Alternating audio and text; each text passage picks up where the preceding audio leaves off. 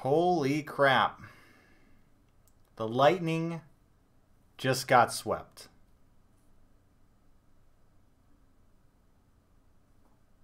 Rip my bracket, as well as many others. Holy cow. Wow. Like, this is... I don't know if it's... I mean, you want to say it's historical, right? It's surprising to be sure. Absolutely. Like, you cannot underestimate that. Unreal. Absolutely unreal. Let me try. I just decided to do this this live stream here. So I'm like not prepared at all for this. So apologies about that. Wow. Lightning became first President's Trophy winner not to win in the first round. I mean, that sounds correct. That sounds about right. The President's Trophy curse is real. Like, if you don't believe in curses, you better believe now, because this is it. This is it. This is crazy. Wow. Wow. So yeah, Blue Jackets. Oh my God. So they went all in during the trade deadline, right? They got Duchesne. They got who else did they get? They got what's his name from New York? You know who I'm talking about. I'm blanking on things. I'm in shock. So like I can't think of things right now. But they went all in at the deadline. Dzingel, that's right. Thank you. Yeah, they went all in, and they struggled. They struggled a bit there because, like in hockey, like you need chemistry, right? In hockey, and they struggled, and for a while there, up until the last week or two, they looked like they were not even going to make the playoffs. Like, all of this was going to go south on them. They were going to lose Duchesne. They were going to lose Panarin. They're going to lose Bobrovsky, all for nothing in the offseason. And then they find a way to make the playoffs, and they get in. And, of course, you have to play the Lightning, who just won 62 games in the regular season, tied the record for games won, just a historic type of year, just absolutely dominating, by far and away the best team in the league. Like, that's your reward for going all in at the deadline. Like, is it worth it now? And they come out and they sweep them. Are you kidding me? Are you kidding me? Yeah, I don't know. Like, I don't really have a plan for this live stream. I just kind of wanted to get here, get online, see what everyone had to say, and just kind of talk through this, because this is something, as Hawks fans, we can kind of relate to it a little bit. Like, this is worse. I personally feel this is worse than us getting swept by Nashville a couple of years ago. Like, Nashville was a team, well, I guess Columbus is the type of team where they're not really a true 8 seed, and Nashville definitely wasn't that year either. But you could kind of see it coming with the Blackhawks. They kind of limped into the playoffs that year, even though they won the Western Conference. They like lost their last 4 games or whatever of the regular season. They just didn't have that same drive. And then the Predators, I mean, they were a good team for an 8th seed. They come out, they sweep the Blackhawks, which sucked. Don't get me wrong, but like, it doesn't seem like that's as worse as what just happened right now. Like, the Blackhawks didn't have a 62-game winning season. Like, they weren't. I mean, they were a great Western Conference team, but they weren't, like, by far and away the best team in the league. They didn't win the President's Trophy. My goodness. Holy crap. Yeah, I mean, Bobrovsky, there's a reason why he won 2 Vezinas in his career. He's a stud. He's an absolute stud. He hasn't had a whole lot of chances in the playoffs because Columbus just hasn't made it. So you can't really say like he's a bad playoff performer. They've really just made it, like only a few times in his career. Obviously, they lost to the Penguins a couple years ago in the first round. Like that was really the last like recent time they were in it, and so Bobrovsky really hasn't been able to show his mettle right in the playoffs, and in this series he showed it. But you look at like the first game of this series, the first period of the first game, Lightning come out, score 3 goals, and you're thinking, okay, Lightning. They're gonna walk through these playoffs. Like Columbus they're just not prepared for this type of team. And then Columbus comes back and wins that game, and all of a sudden, like Tampa Bay is no longer bulletproof, and then they lose Kucherov for a game. Game 3 was absolutely pivotal in this series. They go down 3-0. If they win that, it's 2-1. That's a completely different type of series. It's easily you can come back from that, but going down 3-0 and then coming into this game and this tonight, I had a beer league game tonight, so like I didn't actually catch this game. Like I put it on with about 6 minutes left in the game. I was like, holy crap, Blue Jackets might actually do this. But I like all day I kept thinking like it's either gonna be the Blue Jackets are either gonna sweep the Lightning, or the Lightning are going to find a way to win this game and do the reverse sweep. Like, there was no in-between with this series. But obviously, as we have seen now, Lightning gets swept, and oh my goodness. Oh my goodness. Let me just kind of go to these comments here. Yeah, I mean, yeah, that's true. Yeah, Bobrovsky was on the Flyers before Columbus, for sure. Yeah, I mean, well, 7-3. I mean, it was 4-3. I mean, they scored 3 empty netters. So like 7-3 is not really indicative of how this game was. Tampa Bay's just got to sell out at the end. They're just gonna have to pull their goalie. So like I'm not gonna put too much emphasis on the actual score line 7-3. Islanders, Penguins. Islanders are up 2-1 right now with 4:30 left to play. At least on NHL.com here, I can see what the score line is. I don't have it on my TV screen or anything. I'm not near my TV right now because I wanted to do this. New York Islanders. They could do it. They could do it. But the thing is, the Islanders, like, they've been a good team this year. They almost won the Metro. Capitals ended up winning it, but the Islanders were a really good team this year. Barry Trotz did a fantastic job with them. Minus, Tavares. Like, taking away Tavares, nobody really thought they would be in the position that they are in. But Barry Trotz comes in and gets them to play a really good type of game. And here they are about to sweep the Penguins. And quite frankly, like a sweep is surprising for me, but I actually picked the Islanders to beat the Penguins. Now, I also picked the Lightning to win the Stanley Cup, so, take it for what it is.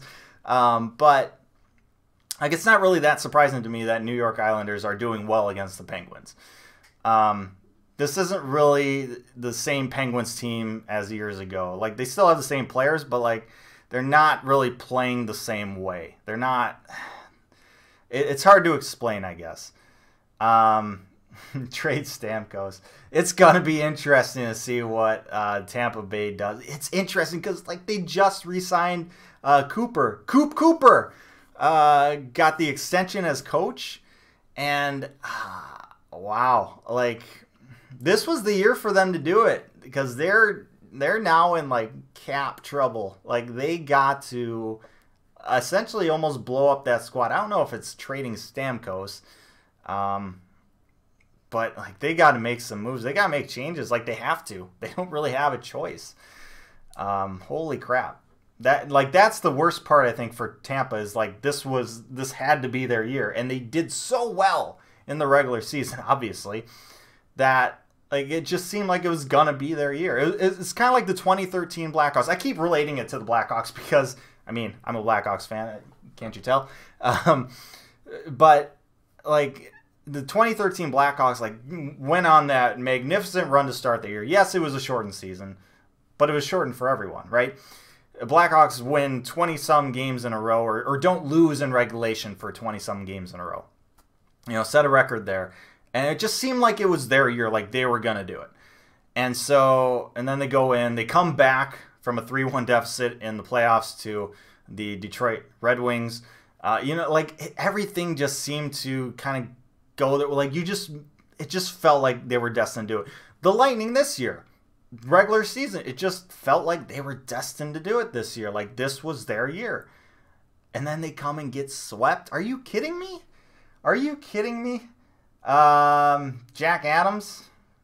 I don't think Coop's getting it. Like, it is based on regular season success, and I don't know.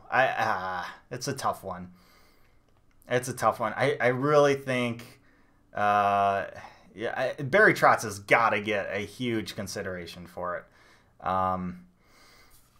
Cooper obviously set records, but like they had the roster to do it, right? Like you look at the beginning of the year, you look at that roster on paper, you're like, this team is going to win a lot of games, right? So it wasn't really surprising, but like the Islanders, it surprised a lot of people that they did as well as they did. And now, they're about to go into the second round, sweeping, metropolitan rival Pittsburgh Penguins.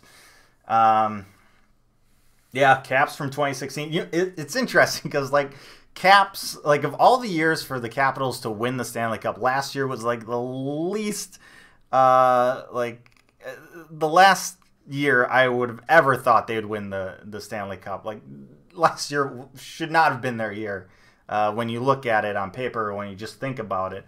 But just things click their way, and that's the beauty of the Stanley Cup playoffs, is that the puck can bounce your way. You have great like performances from players you just don't even think about, right? And guys go off. You get guys like Brian Bickle or Jake Getzel or guys just show up for the playoffs and just help your team, because that's really what you need to win a Stanley Cup. You need your top players to play well, but you need the depth to step up and do stuff that you probably didn't see during the regular season. And so that's kind of what happened last year with the Capitals. And they go on and win the Stanley Cup. And oh my God, I'm just at a loss for words, really. I don't know. I don't really know what else to say. Like, it's insane. It's insane that this happened. It's really insane.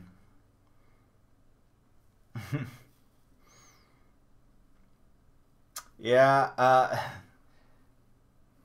Cal McCarr. Yeah, that was quite impressive. Came out and scored his first game. Oh, Pittsburgh with the empty net now. Yeah, the Jackets, you're right. The Jackets are not like a true 8th seed. They're much better than that. But, they struggled for a while. Like they almost missed the playoffs. So, but they did kind of, they won their way back into it. But for a while there, it was a little iffy. Yeah, the Blue Jackets are definitely not a team to over or underestimate, but at the same time, like they were playing the Tampa Bay Lightning, like as well as the Blue Jackets were playing coming into this series. They shouldn't have, by all means, they shouldn't have swept the Lightning. Like that's just not something that should have happened. But it did. My goodness. Let's check in on this game here. Let me try and. I'm obviously not going to show it because that would be copyright stuff. But let me bring up the Islanders Penguins game so I can kind of watch this here. Like I said, it does remind me of the Chicago and Nashville series. this is way worse than that series. And that's not me as a Blackhawk fan trying to like deflect.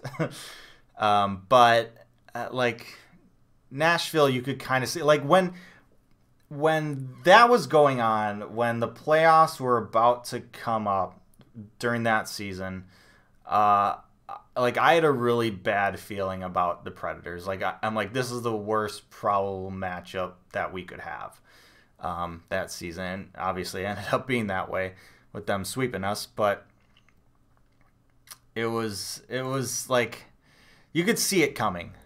You could see it coming. Hold on, I'm just trying to get the game here. Whoop, I'm gonna turn that down. All right, 40 seconds left. Penguins. Oh, did they just score? Empty netter? Yeah, they just got the empty netter. Okay, once I get the stream up, and the Islanders win. All right, so the Islanders are heading to the second round. 2 sweeps in the first round. I didn't think there would be. I mean, it's weird because you just don't think sweeps are going to happen.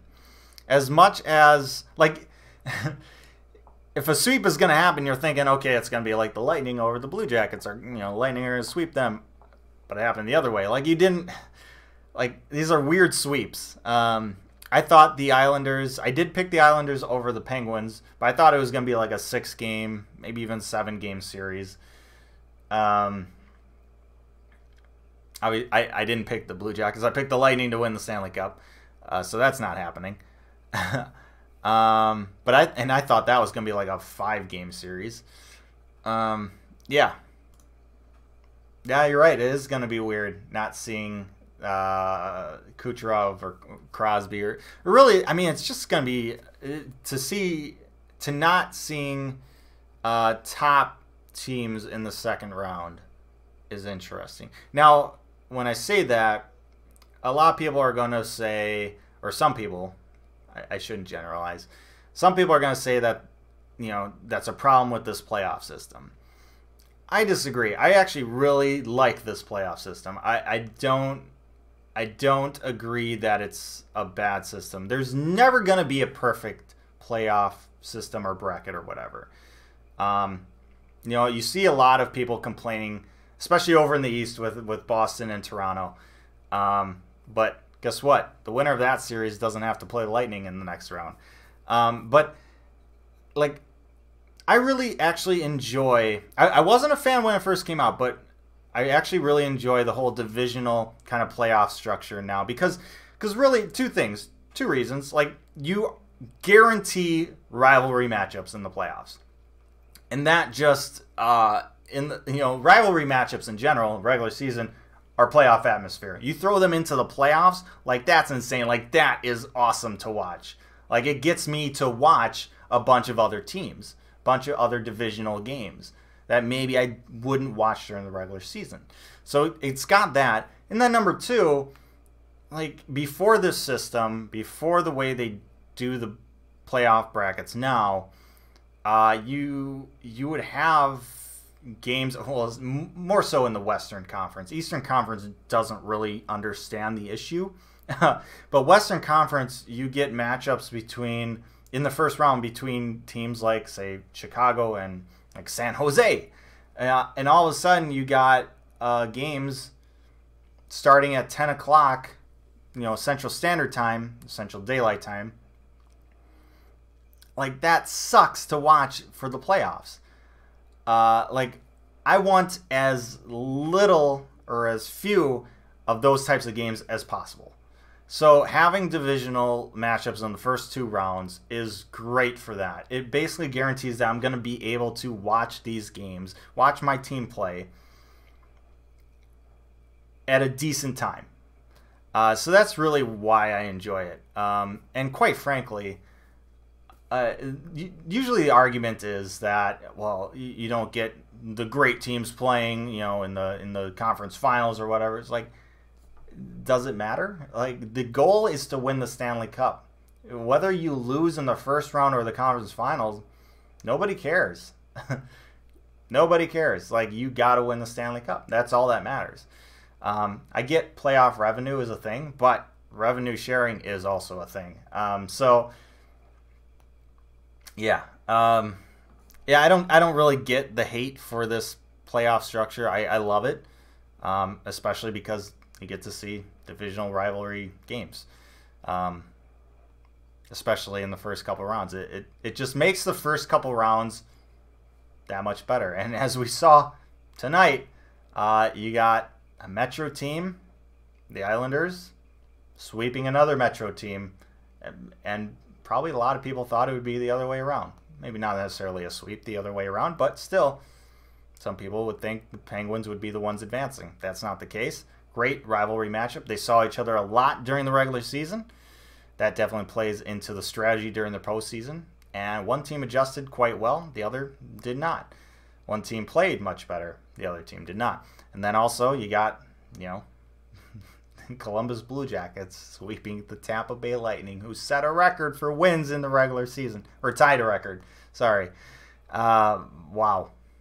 It's great. Islanders. Oh, man. Yeah, Islanders versus team from last year he won a cup with, the Washington Capitals. That's fun too. Like, if you change the structure, you don't get that, right? You don't get that guaranteed. Well, I mean, I guess it's just for this year. It's not really a yearly thing, but still, like, it's awesome that could be a scenario.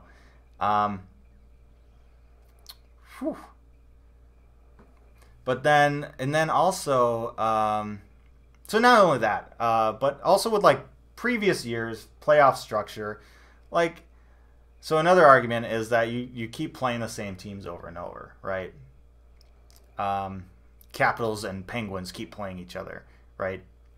That was happening well before we switched to this playoffs. Like, the amount of times the Blackhawks played the Predators and the San Jose Sharks, like, in the playoffs, it was like every year. Like, you're still playing the same teams because it's conference based. So switching it to divisional doesn't really change all that much. You're still playing the same teams, or at least you're still playing teams multiple years in a row. Like, and also Blackhawks playing the Detroit Red Wings before they moved. Like, we played them every single year, it seemed, in the playoffs. That's just the way it happens. That's just the way it works. Like, it's you're not going to get away from it. No system is perfect, and quite frankly, I think there's a lot more positives in this system than there are cons.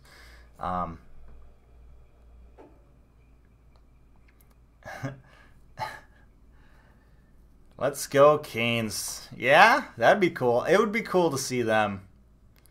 Those bunch of jerks. If they make it past Washington, that would be pretty cool. Then you get the Islanders and the Canes. Nobody thought that would happen.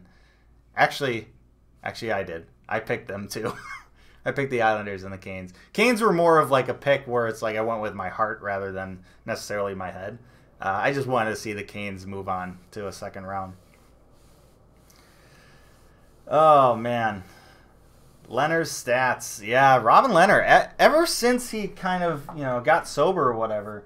I mean, he was a good goalie before that. Don't get me wrong, but it really kind of it changed. And the same thing happened with Scott Darling. Hopefully, it's kind of sad to see Scott kind of going down.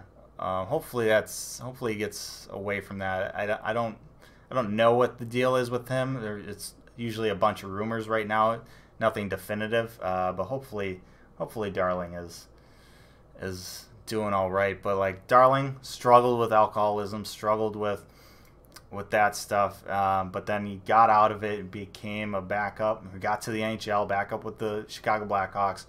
Did well as a backup there. Got the starting job in Carolina. But I think that trade really messed with his head, especially being him a hometown Chicago boy. Yeah, it's unfortunate how things have gone right back downhill for him. But Robin Leonard, to get back to him, same thing. He was, stories of him just drinking like a case before a game. Like, that's insane. It's an insane amount to drink at any point in time, let alone before a game. And but now he's sober, and you know, some people can handle alcohol fine. Like I drink beer, like I engage in it, but like I'm fine with it. It's not something that like I need to have. I enjoy it, but I don't need to have it. But other people are different. Other people have addictive personalities, and whatever it may be. It could be alcohol, it could be drugs, it could be some other thing that's just not healthy for them. Robin Lehner found a way to get out of that, become sober, and it seems to be working out for him. 32 out of 33 saves in this one. He's now moving on to the second round. You can't help but feel good for him. For all he went through in Buffalo, he gets traded, or actually, did he get traded? He might have just signed with the Islanders. But he's in a good situation now, and you just hope the best for him. Really. Coach's corner. Yeah, if the King, you know, I feel like I'm not really a big fan of Don Cherry, but like I can see him probably kind of turning around on what he initially said. Like I still think he thinks of them as a bunch of jerks, but they're not really doing their whole post-game thing anymore for the playoffs. Or, you know, it's not as much as choreographed as before, so I think he's probably fine if they make it to the second round. I don't think he's gonna be as hostile as before. But it'd be really cool to see the Canes make it. That's for sure. That's for sure. It's always cool to see kind of underdogs make it. What's going on here? Okay. Okay. So, let's see here. Yeah, the fact that the Canes have so many ex-Blackhawks, you know, Teuvo Teravainen. Well, they don't have Nordstrom anymore. Nordstrom's on Boston. Yeah, obviously, you have TVR. Trevor Van Riemsdyk. Not quite as many players as the Arizona Coyotes, but it's still pretty much Blackhawks East. It's cool to see. Cool to see them doing their thing. I almost ordered a bunch of Jerks t-shirt today, but I got to checkout and realized they don't do PayPal. And I was like, I don't feel like doing it right now. If it was PayPal, I would have just done it, because I have a bunch of PayPal money right now. So, but I didn't do it. Maybe eventually, if I get to it, I'll get one of those shirts. Kind of cool, kind of neat, especially if they make it to the second round. Second round Canes would be fun. Yeah, Blues and Jets definitely do not want the Blues to win that series. Jets, once again, a team with a couple former, well, maybe one former Blackhawk now with Bufflin. St. Louis took the first two games in Winnipeg. Winnipeg took the first game in St. Louis. They're now playing in St. Louis again. Winnipeg, if they win, kind of take back home ice advantage. It's a good matchup, though. Like the Blues, as much as I don't like the Blues, the Blues at the beginning of the season, you looked at, especially getting or acquiring Ryan O'Reilly, you're like, this team's gonna be good. They're gonna make the playoffs, right? They're gonna be the shoo-in for the third seed in the league, or in the division. And then they just really struggled out of the gates. You're like, oh my God. But, you know, it's a long season, 82 games. Things change pretty quickly. And here they are, third seed in the division, right where everyone thought they'd be. And now they're playing the Winnipeg Jets, who, you know, Paul Stastny, not having him anymore for the Winnipeg Jets, like, he was a big part of that team last year. And honestly, like the Jets are, the beginning of the year, I picked I picked the Jets versus the Maple Leafs for the Stanley Cup. I thought Canada's finally going to get the cup back. But the Jets just haven't been able. They're just not the same this year. And whether that's not having Stasny or just not clicking, whatever it may be, guys just not having the same type of years. Kyle Connor's kind of taken a little bit step back. It seems like. This is a very good series. 2v3 is going to be a good series in every single division. Or at least it should be. Islanders kind of proved that wrong. But Jets and Blues, and then obviously you got the Bruins and Maple Leafs. That is a fun series. That should go another 7 games, just like last year. But yeah, Blues and Jets. That is a series that will probably go 6 or 7 games for sure. I'm just trying to bring it up here. I need to turn off this volume though. I don't want copyright strikes. Actually, yeah, this is probably gonna mess with. Hopefully, this doesn't mess with the quality of my stream. I don't know. I'm getting a new router. I've got a really old router. I think that's kind of the problem. I've been having issues lately of my, like, when I upload videos to YouTube, like my download speed is great, but my upload speed has been absolutely terrible, and that's just happened in the last like couple months. And so it's taken forever for me to like upload a video.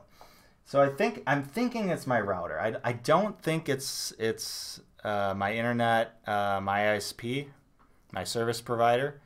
I don't think it's Charter, although it very well could be. I just don't think it is. So if replacing my router doesn't work, then yeah, I'm gonna contact them for sure. But I got an old router. It's at least a decade old. It's old for technology. So hopefully that should be coming in the next few days here. But if my stream is kind of lagging or whatever, that's probably the reason. Toronto-Boston, Game 3. So Game 2,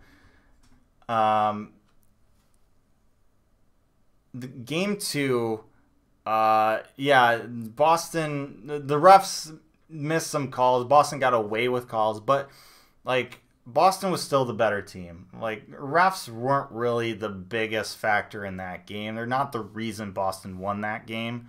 The Maple Leafs just didn't play well. But Game 3 was like complete opposite. And I don't buy the fact that the refs were like stricter with the reason why the Leafs won Game 3. I thought the Leafs just came out and were more intense. It was obviously the first game in Toronto as well, so that could have played a part of it. But like the Boston Bruins, they weren't finishing checks. Like they were not playing aggressive at all. They were completely not the team that they are. Like, they have a reputation, they have a style of play, and they just did not play it in Game 3. And Toronto took advantage of it. Toronto used their speed, their skill, and they found a way to win because of that. Boston, if they're going to win this series, like, they have to play aggressive, they have to finish checks, they have to be physical. They're going to take penalties, for sure. But just because you're playing physical doesn't mean you're doing a bunch of dirty stuff. Boston, I think Boston will win the series, even though, like I said, beginning of the year I picked Toronto and Winnipeg to make it to the Stanley Cup Finals.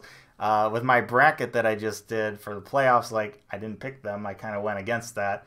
I still had Winnipeg, but I also had Tampa Bay instead of Toronto, because honestly, like, Toronto, their defense just scares me right now. Although they've gotten better now that they're healthy, but still throughout the year, when they were healthy, like, they still struggled a lot. So I don't really know if they can make it a full 4 rounds. But if they get scoring from players like Andreas Janssen, depth scoring, like, they're going to do well. They're going to advance.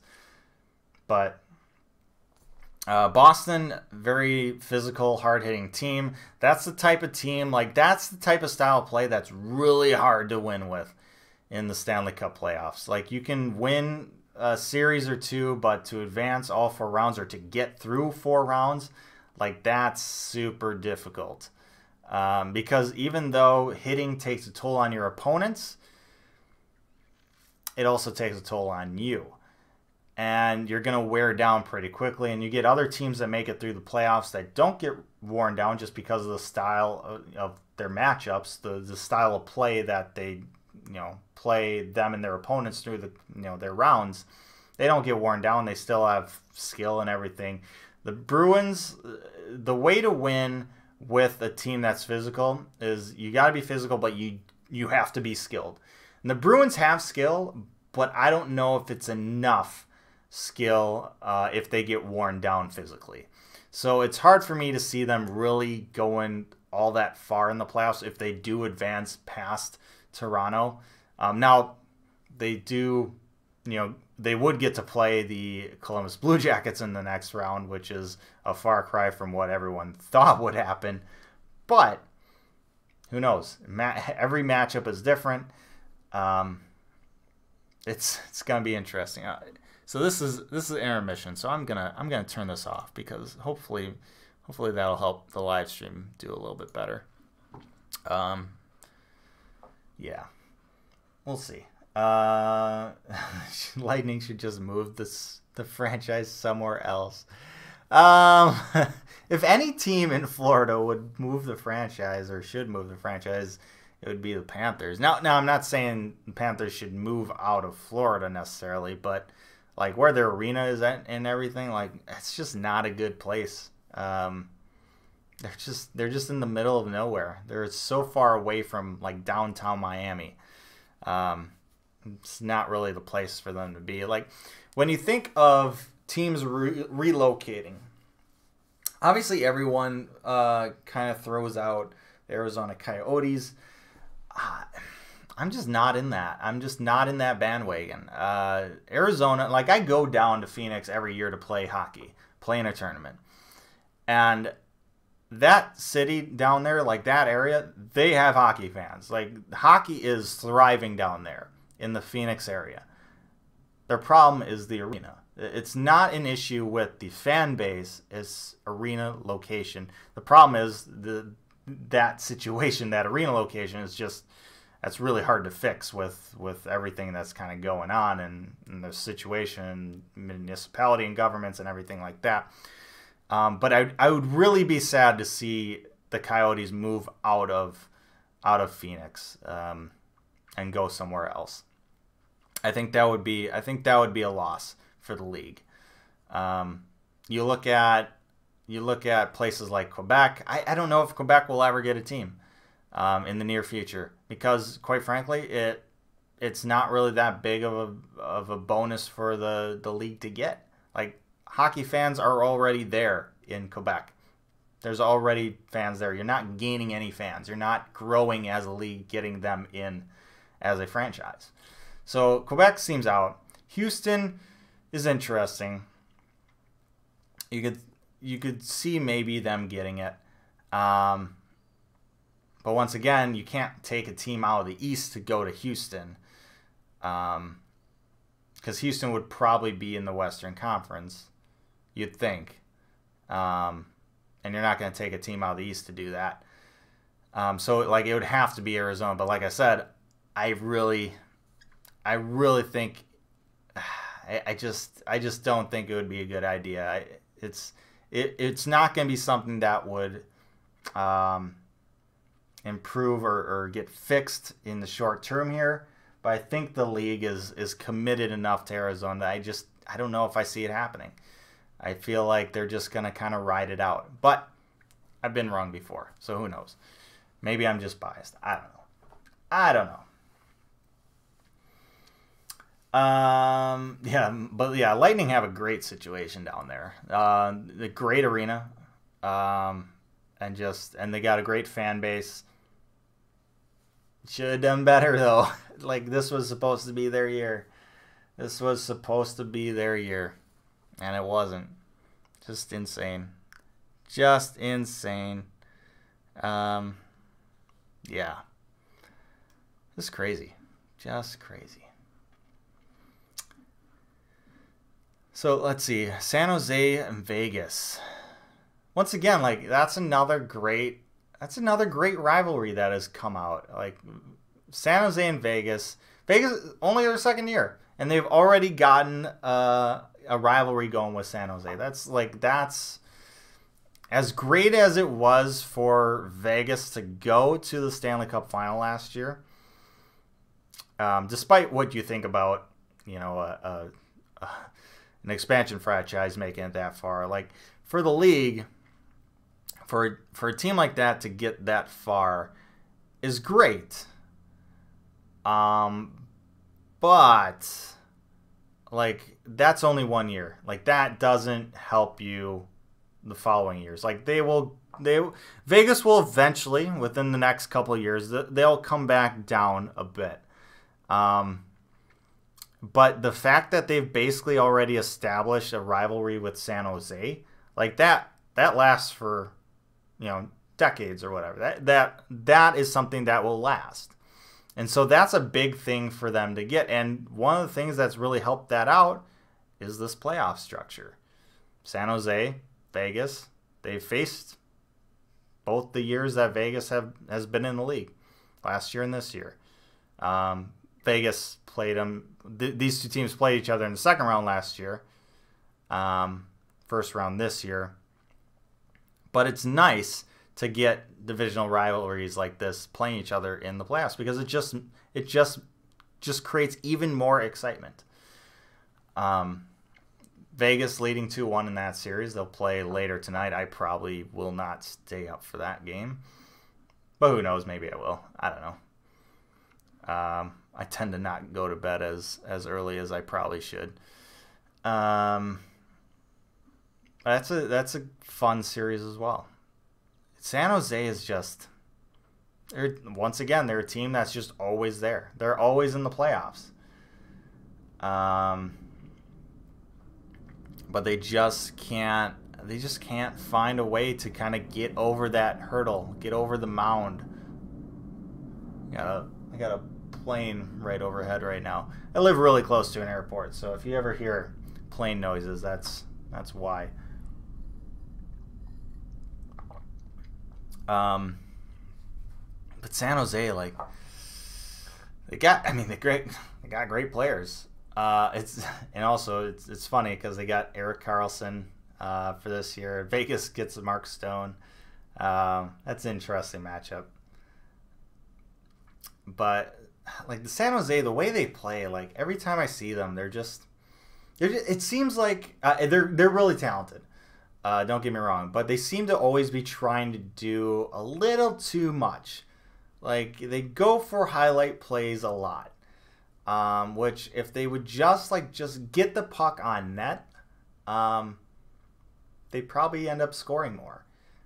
They're great with their whole kind of redirect strategy, like their power play strategy, or their defensemen rarely shoot at the net. They got really good guys in the slot area in front of the goalie to redirect. Like Pavelski's just really great at that. Hurdle's really great at that. Couture is really great at that. And it's their game plan to do those high slot redirects and create either a goal or a rebound off the goalie and just get goals that way. And it works. It works well. But it's something that you can't necessarily just use all the time. Like it's a little bit of a one-trick pony at times. Like they're a better team than their finishes really are for the playoffs. They have to find a way to. Vegas is a team that just comes at you in waves. Like San Jose needs to be able to handle that, and I don't know if I see them doing it. Once again, I see Vegas, moving on in this series. I don't think they're going to necessarily win it in 5 games. They'll probably go 6 or 7 games, but I think Vegas is gonna gonna make a nice little run again this year. You could argue that they're a better team on paper than they were last year. They're not getting the same type of ridiculous scoring as last year, though. I mean, like, Jesus, like, freaking William Karlsson and Marchessault was just unreal. Their shooting percentage was just unreal. Like, everyone was having career years last year. You knew it'd come back down this year, but even still, they've had success because they've actually upgraded as a team. So that's kind of scary for everyone else in the Western Conference. Vegas is a really good team. I don't know if they'll make it to the or Stanley Cup final again. I think they'll make it to the Western Conference final. I think I had it as a rematch between Winnipeg and Vegas. Yeah, I saw Winnipeg winning this year, but we'll see. Things are looking quite weird this year. Nothing seems what you'd think. That's for sure. Yeah, Vegas has Gusev now. And yeah, of course, you can't forget about Marc-Andre Fleury. And he's not having like the career year either that he had last year. But Marc-Andre Fleury is still fantastic, and he'll still make quality saves in good situations or clutch situations. And that's really a big thing about the playoffs is like if you get a goalie like the 2012 the 2012 or 2014 Los Angeles Kings, Jonathan Quick going on runs, like you can go really far in the playoffs. If a goaltender really just puts on a show, like maybe Robin Leonard, if he is just all of a sudden fantastic, Islanders, you might see him in the Stanley Cup final. You got a guy like Mike Smith, who is not really that great of a goaltender during the regular season, but for some reason he just is unreal sometimes in the playoffs. Like 2012 Arizona Coyotes frustrated the hell out of me as a Blackhawk fan.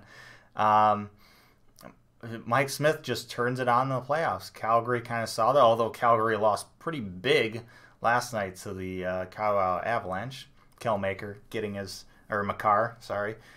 first career NHL goal in his first career playoff game.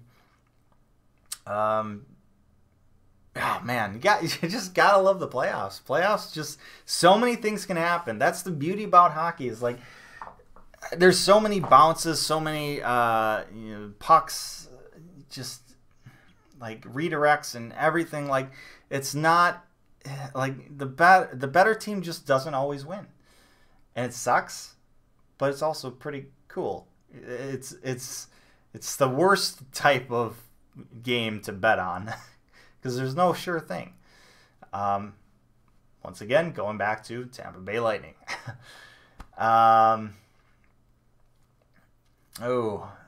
Points contract and also Marner. Marner, I'm going to start with Marner because, quite frankly, he's going to be the one that deserves, at least in my perspective, should deserve a lot more. He should be the next captain for the Toronto Maple Leafs. You saw last night coming up big at the end of the game there, blocking shots, like doing it all. Like that's kind of the mark of a captain. And he's young enough to end up being the captain for a decade and a half to come for the Leafs. Marner, probably it's. I struggle at times. I'm not gonna lie. I struggle at times to kind of predict salaries because, especially with the salary cap keep rising and everything, and also like team situations. So the Toronto Maple Leafs are obviously cap strapped a bit, and they have to sign both Marner and Austin Matthews. Austin Matthews is going to get a big chunk of change. Every team situation is different. So obviously, Tampa Bay Lightning can get guys at a little bit lower value than you'd think on the open market. Toronto, with Marner, honestly, if Toronto loses to Boston in this first round, Like, you got to think that Kadri's probably played his last game as a Leaf. Like, I cannot see if the Leafs lose in the first round here to Boston, I cannot see Kadri really coming back. He's just too much of a liability. As great as he is during the regular season as a third line center, he just does dumb stuff in the playoffs, especially against the Bruins. That really doesn't help the team. It plays against the team. And quite frankly, you saw it in this last game with other guys stepping in. William Nylander, who just signed a contract earlier this year with the Leafs. He stepped into that center role. He did pretty decently. You see Andreas Janssen step into that power play role. Did pretty decently. Like, they can plug in different guys at lower cap. Well, maybe not Nylander, but like Andreas Janssen. Like, young guys, they can fill those roles. They don't really need a Kadri. So getting rid of Kadri can give them more space for a guy like Marner to get a contract. Marner, in terms of numbers, once again, I'm not really all that great at guessing that. Marner, oh my God, I don't know. Like, it's, you gotta think. I would see it probably somewhere around 8. But once again, like, different team situations are different. Like, it's tough to say. Braden Point, I mean, he had a great year, but once again, like Tampa Bay, you can sign guys for a little bit less. I could see both of those guys around. I could see both those guys at around like 8 or 9. Point could be. Point could be like in the. Honestly, Point could be in the high 7s. Just because it's Tampa Bay. It's also going to be interesting to see what happens with Tampa Bay in terms of like what they do with that lineup, because they just got swept in the first round after an historic regular season. They could like completely blow this team up, and if they do that, let's say they blow the team up, but they keep Point, right? All of a sudden they got a bunch more cap room that they can give to Point, and Point could get, a higher value contract. There's so many things that could happen. It's tough to say. It really is, and I'm really not that great of guessing these types of things. So really, don't rely on me for that information, is what I'm trying to say. But that's kind of like my first thoughts. Those would be my guesses. Yeah. Oh, Vegas scored the first goal of the game. Not even 2 minutes into that game, they're up. If Vegas goes up 3-1 here, I see them winning in 6.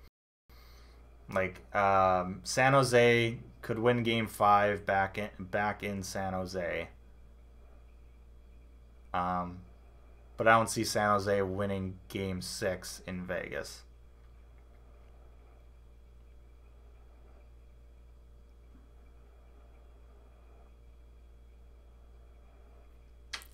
Yeah. Once again, like, Leafs,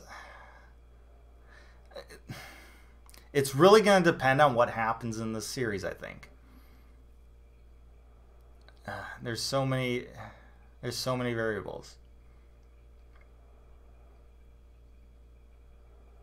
Yeah, and then you mentioned the CBA. You're completely right with that. Like, the CBA, with the possible lockout coming up in 2021, who knows what happens because of that? Who knows if players take a different type of contract because of that?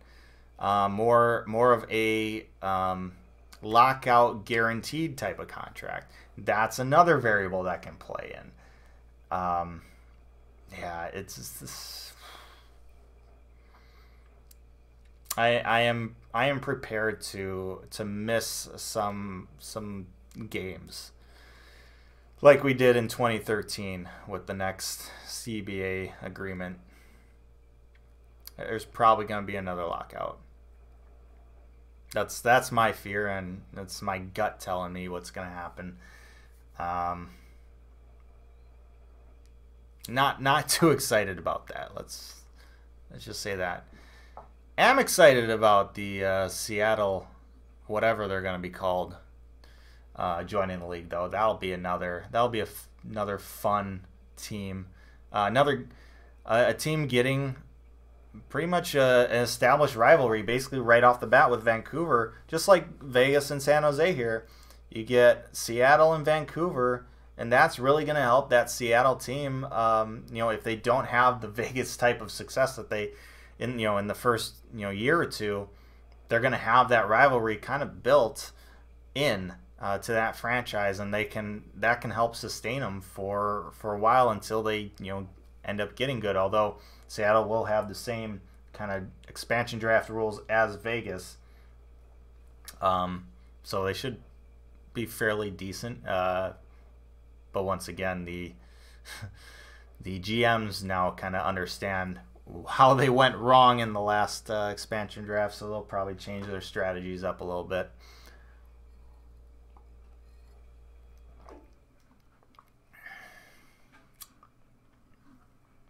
Let's see here. Let's see what other. Let's talk about some other games that aren't playing today. Nashville, Dallas. They played last night. Nashville getting a big win.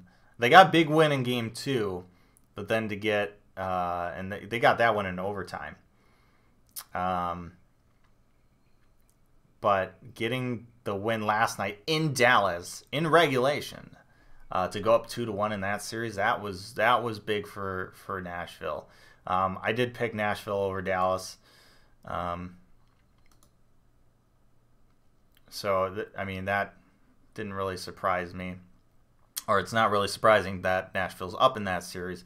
But that's another good series. Once again, going back to the playoff bracket format. Divisional rivalries. Nashville, Dallas. They're going to be playing the Winter Classic next year. That's fun. Like, these first round matchups are no longer, and when I say no longer, like, it's been this way for years now, but like, it's no longer like some really good team against who cares about them. Like, these are like, all of these series are fun. They all got interesting rivalry aspects to them. I think the only difference, or the only series that really doesn't have it, is Calgary versus Colorado, which is just something that is going to happen when you have 5 teams make the playoffs. Compared to 3. Like, all right, apparently the Central Division was not very good this year, but they also got 5 teams in the playoffs. I don't know. I don't know, Pacific. I don't know what you're doing over there. You got a lot of top heavy teams, but also the fifth playoff seed, Colorado, is beating the top seed in the Western Conference, Calgary, 2-1 right now. Everything goes out the window when it comes to the playoffs. Things change. Which is why Tampa Bay got swept. NHL wants to go to China. I don't think they want to go to China. I don't think they want an expansion franchise in China. I just think they want to grow that market. So playing games in China is one thing, and I think they want to do that. They want to play games over there, like exhibition games, maybe regulation or regular season games as well.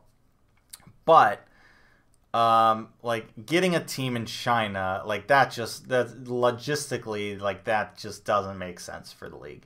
The league would probably lose more money than they would gain having a team in China. But they want to grow the game in China, so they're going to play games over there. They're going to probably support, like, programs over there for getting kids into hockey. They'll do things like that. But I don't see them really ever getting a team in China. Oh, right. That's okay. I got you. We're on the same page here. Yeah, especially you're right, especially for the Olympics. That's gonna be big. And China's such a ridiculous nation. Like I went there. What was it?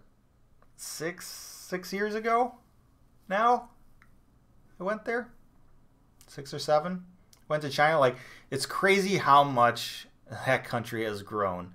Because it's got to be like 20 years ago. You look at a city like Beijing.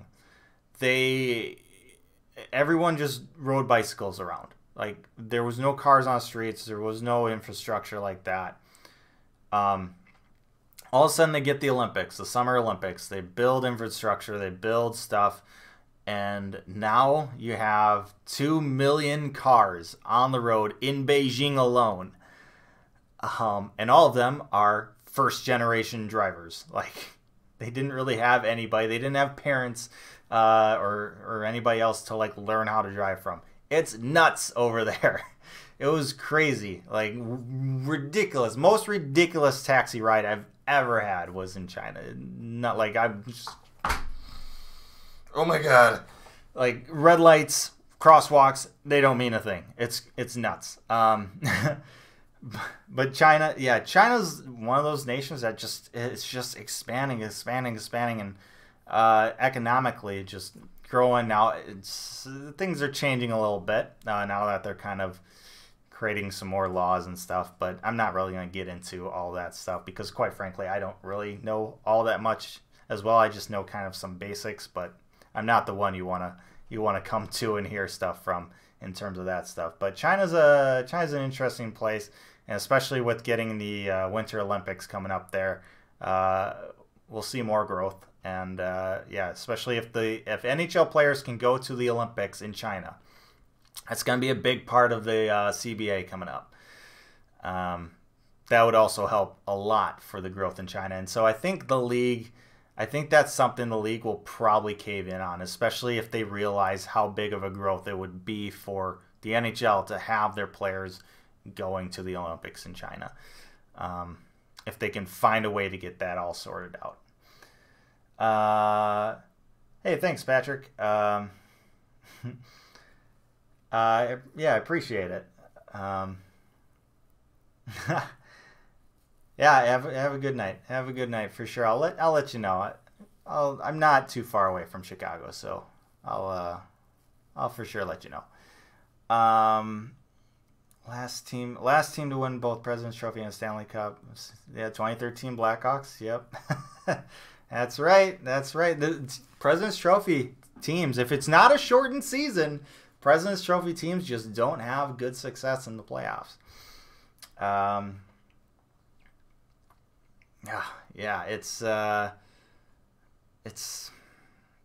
It's interesting. Like, so some people think maybe the President's Trophy should actually mean more. Kind of like it does if you watch like European soccer. They don't have playoffs. Like if you win the regular season, you win the league. That's the title. That's the championship. You won it. USA, North American sports are a little bit different in that regard. And really the main difference for me is why the President's Trophy or a regular season trophy doesn't mean as much in North America is because the schedule is not standard. So in Europe with soccer, your season, everyone plays everyone the same amount of times. You have a home game and an away game against every single team in the league. That's the schedule. In North America, with the NHL, with NFL, with any of the big sports leagues, like the schedules are not really standard that way. Like obviously in the NHL, Central Division teams will play Central Division teams more often than every other team. And they maybe play like twice or maybe 3 times against Eastern Conference teams, mostly just twice. And then you got Central teams playing Pacific teams an odd number of times, not always the same amount of times as every other Pacific team. Like, there's just not a whole lot of standardization. NFL has a fairly standard schedule, but at the same time, they're not playing every single team. It's just kind of divisional based is where the standardization comes in. So for me, that's why the President's Trophy really shouldn't mean the same, because like, or the same as like the Stanley Cup, because if you look at it, say a team, like you look at a team like in the Western Conference and the Eastern Conference, say an Eastern Conference team like the Tampa Bay Lightning, let's say they get 110 points, and then you see a team like Calgary Flames get maybe like 108. Well, why would you give the Lightning the President's Trophy and say they're the champions of the league, and that's equal to the Stanley Cup, when maybe the Calgary Flames played a harder schedule? Like, for me, that's why, like, the President's Trophy, it's a great trophy to win. It means a lot in terms of success in the regular season, but that's why it also falls way short of the Stanley Cup for me. Stanley Cup is regular season. The goal is to play well enough to make the playoffs, the Stanley Cup playoffs. That's the goal. Wherever you're ranked, doesn't really matter, as we saw with Columbus and Tampa Bay, and also New York Islanders, and, well, not really New York Islanders because they were second in the Metro. But it doesn't really matter what your seed is, and that's why like teams like Toronto and Boston complaining about this doesn't make any sense to me. But like, the reason you make the playoffs is to win the Stanley Cup. Wherever you're seated, doesn't matter. You need to win 4 rounds to win the Stanley Cup, whoever you play. To get through the regular season, play as well as possible to make the playoffs.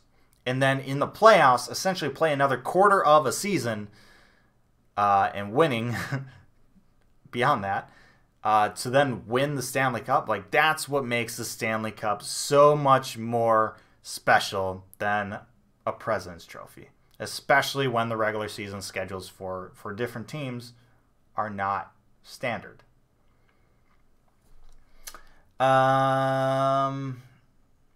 Which award do you think should mean more, Ted Lindsay or Hart? So yeah, I mean, what means, I don't know, what means more is just, I mean, that's opinion. So Ted Lindsay is the most valuable player in the league, whereas the Hart is more kind of like, or Lindsay is kind of more like the best player in the league. Hart is like the most valuable player to the team, essentially, or most valuable player in the league. So they're kind of a little bit different, even though one is voted on players and one is not just voted on by players. So it's like, I think all the trophies, like, they have their like reasons, or they have like, they're all valued quite highly in their own regard. Like, they all mean something, and for, like, I don't really like to say one trophy is better than the other, especially when Lindsay and Hart, they're like they're only like the two trophies that are really very similar to each other. Obviously you have the the Vezina and the what's it called? It's not Campbell, is it? Jennings, right? Jennings Trophy. For goaltenders, like, they're pretty different, because one's based on like the amount of goals that you give up, and one's just like the best goaltender. Hart and Lindsay are pretty similar. But yeah, like you said, one's voted by the players, one's not. But they're like, I don't know. Like, I don't like the idea of saying one's worth more than the other. I think, like, the fact that a player can just win one of those trophies is great. It's like, that shouldn't be understated. Like, only one person can win those trophies, one of those trophies. It's a great accomplishment. It's one that the Hockey Hall of Fame, they value players winning trophies. So whatever trophy you win, like, that's a big thing. So for me, like, I don't know. I think both of them are great. I just don't. I don't want to. I don't really want to pick. Is what I'm trying to say. I mean, yeah, of course, the media is always going to push the one like they have the votes in, right? So of course they're not going to push the Lindsay as much. They're going to push the Hart because they get to vote on the Hart. But I don't think that makes it worth less. I mean, you think about it. You think about it with the players, right? So they play against each other, but once again, like they're not always, they're not watching every single game necessarily. They don't, especially if they're in the Western Conference. They might not know the type of seasons that a player may be having in the Eastern Conference. Now, when it comes to like the Hart, I guess it's or the Ted Lindsay, like that's for the best players in the league. It's easier to keep track of players like that. But at the same time, it's not like the players necessarily have a better judgment on who should win than, say, the media or other people who are really keeping track of the league. I feel like both sides have arguments. But like I don't like I don't know. Like I guess I don't really have a strong opinion on it. But like I don't want to keep anyone from valuing a trophy more than another. Right? That's completely fine opinion to have. Like it is what it is. I just think like if you win a trophy in this league, like well done. Well done. Like I'm not gonna knock anything away from you. I guess yeah, that's pretty much it. Let's see here. Would you rather have the Hawks draft Cousins or Podkolzin? I'm terrible. I don't know how to pronounce either of those names, honestly. Podkolzin, I don't know. Like Podkolzin is a great player, but there's concerns with him, right? With him having his contract in the KHL, you wouldn't really be able to come over for a while. And who knows if he actually even wants to come over eventually. So, like, there's risk there. But he's a great player. Like, he could potentially be really good. So, like, I'm hesitant on him. Whereas Cousins is, more of a sure thing to play in North America, right? So it's what you value. And quite frankly, like at number 3, like I'm not really too picky. I'm probably going to be pretty happy with whoever the Blackhawks pick because quite frankly, the Blackhawks have done well in the recent drafts at picking players. Like the scouting staff for the Blackhawks is second to none. And Stan Bowman has done a good job working with the scouting department in drafting players. And quite frankly, they're going to do their due diligence in finding out what player fits their needs the most. And out of all the things of the Blackhawks, like I have complete trust in that aspect of the organization. So whether it be Cousins or Podkolzin, doesn't really matter to me. I trust they'll make the right decision. If I were to pick, like if I were the GM or the head of scouting or whatever, like Podkolzin would probably be a little bit too risky for me.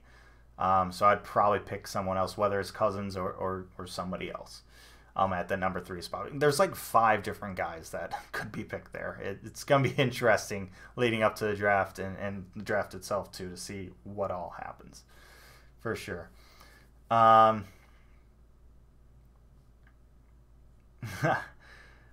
I'm glad to have you, Scott, and also you, DC. It's always tough.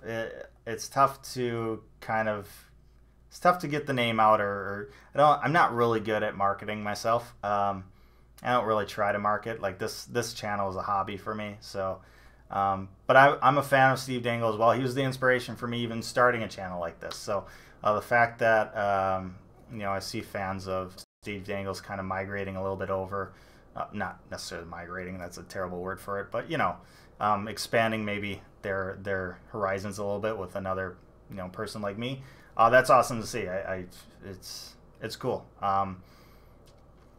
Yeah, I saw Steve Dingle. I enjoyed his stuff, and it was just like, you know what? Nobody does it for the Blackhawks. Let's try and do it. Let's see. And obviously, like, Steve's done this for 12 years. I've done it. This is my second year of doing every single game. I started this channel doing this 2016 playoffs against the St. Louis Blues first round. I started doing videos just to see kind of like if I wanted to do it. Like, it was fun to do.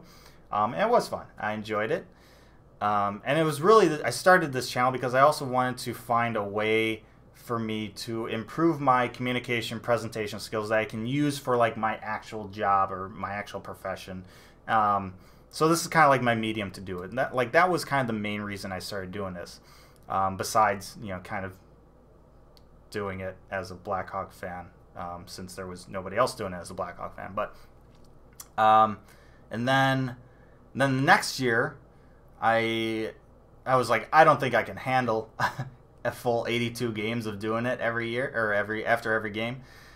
So I just did a weekly thing. I did a weekly video, and I did that for like half the season. Then some personal things came up, and I couldn't do it for the rest of the season. And then that off season, I was like, all right, I can finally pick this back up again. Let's try doing it every single game. Let's just see if we can do it. And that was last year. I did it. I made it through. And I did it again this year. But I gotta say, like, it's kind of concerning because it's the 2 years that I've done it. After every game, Blackhawks have missed the playoffs. Like, it might be a curse for them. I haven't quite figured out if that's the case or not. Like, I feel like I need a third year to kind of break it, to make sure. So hopefully the Blackhawks make the playoffs next year. Yeah, glad to see you. You like his book or whatever. I've been kind of meaning to get it. I just haven't bit the bullet on it. Yeah. I can see it being a really fun, interesting book to read, especially as a fan of that channel. But yeah, I appreciate you guys giving me a chance, and like I said, I hope you enjoy what you see. It's just like I said, I do this. I kind of just do this for me, trying to help my own skills, and the fact that anybody enjoys this content is just absolutely a bonus. Like, that's really like the reason I do it. Like, I have no ideas. I have no grand ideas of making this like thing my profession or anything like that. Like, this channel will probably always be a hobby for me, and that's completely fine for me. I'm completely fine with that. But I'm also glad that this channel has grown and people have enjoyed that content. It's rewarding. It makes me feel good. But it's cool to see for sure. Oh yeah, Strome and DeBrincat. And if they bring back Panarin, oh, just imagine this team: Strome, DeBrincat, Panarin, Kane. Oh, we don't need defense with that team. We'll be the Maple Leafs of the West with the lack of defense. Oh man. That would be fun. Now, hopefully, I don't think Boquist is going to make it into the NHL next year. I think he needs another year, but hopefully Henry Jokiharju, he got sent down back to the AHL, and it seems like that kind of motivated him. He's still looking for his first NHL goal as well. He's gotten unlucky. He played well at the start of the year with Coach Q. But then when Coach Colleton came in, like the system, he was really struggling because, well, he was only 19 years old, and he was also getting kind of shoved off the puck a lot. Like, just he's not big and strong enough yet for the NHL game. That is just losing puck battles a lot. But it seems like Jokiharju has kind of regained confidence and worked on things down in the AHL. I think he's going to come in with a bit of fire this training camp coming up, and I could see him making the lineup again out of camp, and hopefully sticking through the entire season with the Hawks. But a lot of interesting defensive prospects for the Hawks coming up. This training camp is really gonna be fun for defensemen.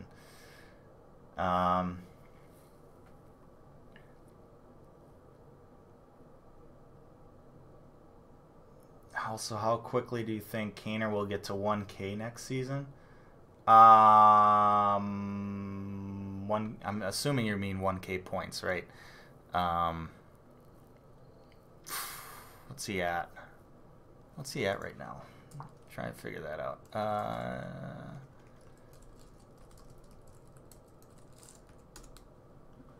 Let's see. Once again, apologies if this stream is like stuttering for you.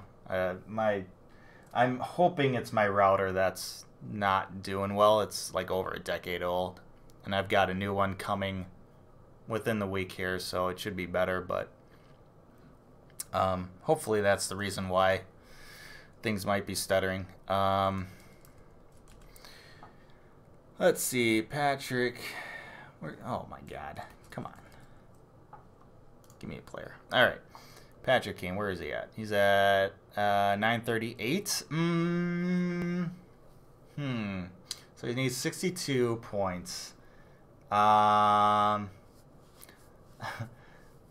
Boquist is not the only player on London. Let's put it straight here. You have Mackenzie Entwistle on the Gulf, so give him some credit too, right? But you have Evan Bouchard on the London Knights as well. Like London Knights just in general just didn't. They should have closed that series out, but they didn't. 938, 62 points. He'll hit, barring injury. Kane will hit 1,000 points before the end of next year. I'm gonna say, you know what? We're gonna be aggressive. I'm gonna say by game 50 he hits 1,000. That's what I'm gonna say. That's gonna be my guess. We'll see. We'll see. He obviously will not hit games played 1,000 though next year.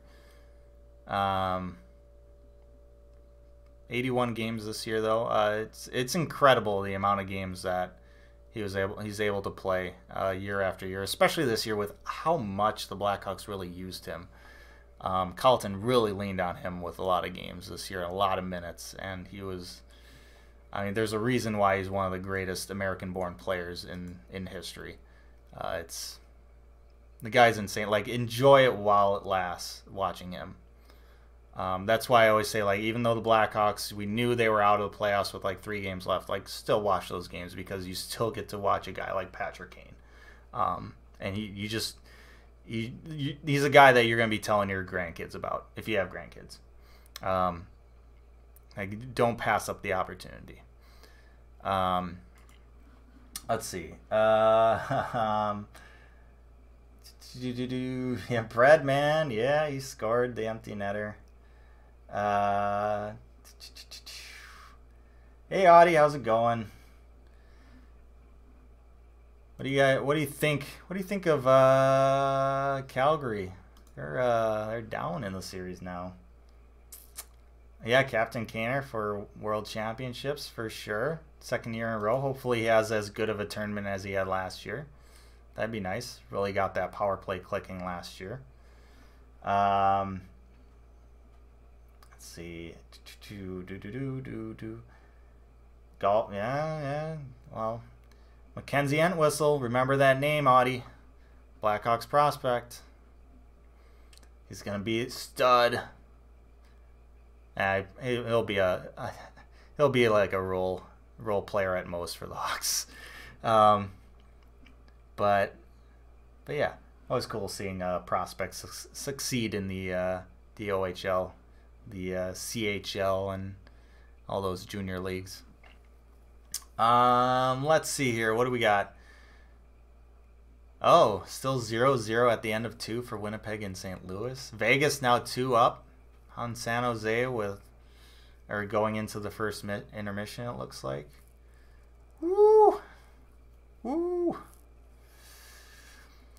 I didn't get to watch the women's championship. I saw like the highlights. I saw the ending. Yeah, controversial for sure. Is interesting ending. I'm gonna go back. I actually watched. I watched the gold medal game last year between Canada and the U.S. women's. That was one of the greatest hockey games I've seen. That was a hell of a game. That one obviously ended in a shootout, which is not really the way. I'm a fan of shootouts. Like, if you've watched my content enough, you'll probably know that. Like, I am the last person that wants to get rid of shootouts, but in a gold medal game, elimination game, like, yeah, it sucks to have. But I get why they do it, right? Especially with the Olympics. Like, they have other events in the arena and stuff. Like, they kind of have to end the game at some point. But yeah, I mean, Canada could have easily. They should have won. They had the power play in that one, and then Maddie Rooney just makes a paddle save. Like, I don't know how that puck didn't go in. And then the USA wins it in the shootout there. And then this year, USA Finland making it to the gold medal game. That was kind of a surprise there. Just a hell of an effort there. Very easily could have won. Goalie interference or tripping or whatever it was. It was, yeah, I mean, that was crazy. I get why it was called that way, and you got to remember it's not NHL rules, right? It's international hockey rules, so things are a little bit different. So there's no like difference between like in a crease or not in a crease for goaltenders in terms of goalie interference. So you got to remember that when you're thinking, okay, incidental or not, because in the NHL, if it's in the crease, it's going to be interference, but if it's out of the crease, then you got to determine if it's incidental or not or whatever. Like, there's different rules. Yeah, it sucks for Finland. Like, there's no good way to put it. But I thought, like, from what I saw and kind of the rules and the reasons why they called it, like the explanations they had, once again, the hockey bodies need to do better job at explaining the situation on the ice. NHL doesn't do a good job of it. Obviously, international doesn't do a good job of it. Like, the NFL actually does a decent job. Like, they explain why they made the call. Like, just even saying like confirm or just stands or whatever. Like, that helps a lot, but they just say, it's a good goal. Like, come on. Like, you can't just spend 5 to 10 minutes reviewing something and just come out and say, it's a good goal. Like, that just doesn't cut it. Like, come on. Yeah, so goalie interference, but they gave the goalie a penalty. They gave him for tripping, but they ruled goalie interference. But they couldn't rescind the penalty from the goalie because penalties are not reviewable. So they just had to keep that penalty. So that's kind of where a lot of that confusion came in. Like, it really just sucks for everyone involved, especially Finland. But I get why it happened that way. I get why the refs made that call or why that situation came to be. But yeah, it sucks. It sucks it ended that way. And obviously in the shootout. Now, the last player to shoot for Finland, you're going to try a move like that when you have to score? Are you kidding me? Are you kidding me? Like, don't do that. I don't care how confident you are in it. Don't do that. But yeah, I got to say, like, I enjoyed seeing the USA win. I actually got to I got to meet 3 of the players at the Blackhawks convention last summer. Alex Rigsby, goaltender in this World Championships. Kendall Coyne, obviously, Chicago native, or Kendall Coyne, what's their last name? Sorry, I didn't mean to swear there. Don't report me! I'm blanking on it. You know, Kendall Coyne, though. Everyone knows her. And then Hillary Knight as well. It was It was so cool. It was one of my honestly, it was one of my favorite highlights of that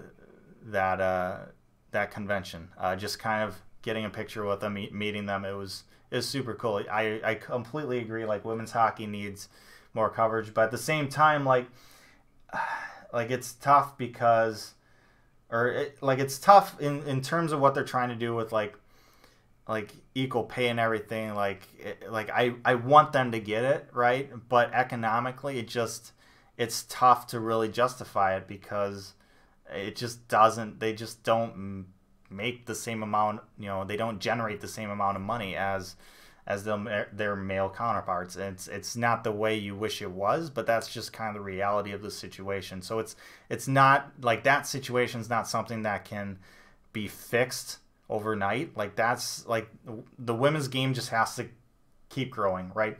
I like the idea, like, although it sucks that the CWHL had to fold, the fact that the women now have a single league to grow instead of kind of split leagues and split player talents, I think that's really going to help for the years to come. But they just kind of have to, baby steps, grow and just keep growing and focus on that. Similar to how the MLS did in the U.S. or, well, in North America, I guess. MLS struggled when it first came in because they tried to go the European route and they tried to get too big too quickly. But once they realized that it was better to just kind of slowly grow and not try and fill out NFL sized stadiums, they get smaller, more soccer specific stadiums. The MLS has really picked up, and I hope the women's hockey leagues really kind of take that route and approach. I really hope they kind of do the slow growth, because I think for the long run, that's going to be the best way for them to eventually get to the point where they're getting, I don't know if it'll ever be exact same type of money, but enough money so that would be their full-time job and stuff, right? So they don't have to have a second job or anything like that. You're right, Schofield. Kendall Coyne Schofield. I can't believe I blanked on that. I've known that for so long. But yeah, that's kind of the hope for me, is that they just keep growing. And obviously it's fun to see the success that the U.S. women have had over the last couple of years. A lot of really good players. Hopefully it just continues, though. For them to keep being in the Olympics, that's always a good thing. And then now with the one league, I think that's going to help them grow more than the two leagues. Should be fun. Should be a fun next couple years, especially if there's a lockout with the NHL 2021. The women's league could really gain some ground, or really kind of take advantage of that situation. They could, they could be the view, right? Especially if they find a way to get their product, their games on NHL Network or something like that. Similar to how the AAF, the Alliance, was it American Alliance Football, whatever it was. They had their games on the NFL Network. Obviously, the league ended up folding, but that was a big step of them being a legitimate type of league. They folded for different reasons other than that. But if the women could get their games on NHL Network, that would be huge. That would be absolutely huge. I mean, have you ever watched the NHL Network? It's great. It gets pretty old after a while, right? Having more live games than they already have. They have live look-ins, but to have live women's games, that would be awesome to see on that channel. Oh yeah, Maddie Rooney for sure. Just incredible save, unreal. Incredible tournament. Alex Rigsby though, I gotta nod to her. Incredible tournament this year, but also she went to the University of Wisconsin. Come on, anybody who went to the University of Wisconsin, I'm gonna have some. I'm gonna be partial to, but Maddie Rooney, just an incredible tournament and game she had and everything. She's super cool. And super young too. Like she's gonna have an incredible career eventually. She's still going. I can't remember what year she is at Minnesota Duluth, but she's still in college. She's got plenty of hockey in her future. That's for sure. Let's see here. Okay, so we got all right. Intermission still with Winnipeg, St. Louis. Intermission with San Jose, Vegas. If Vegas, they're up 2-0 right now. If Vegas wins this game, I'm about ready to call this series over with them. And it's going to be interesting for San Jose whether they are going to be able to re-sign Erik Karlsson or not. It seems like he likes it there, but there's no guarantees.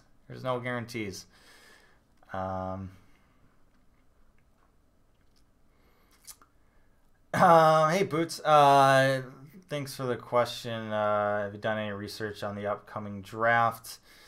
I haven't done like any extensive research. It's something I'm probably gonna start doing probably closer to the draft. Like towards the end of the playoffs. Just because I don't really. There's a lot of time left.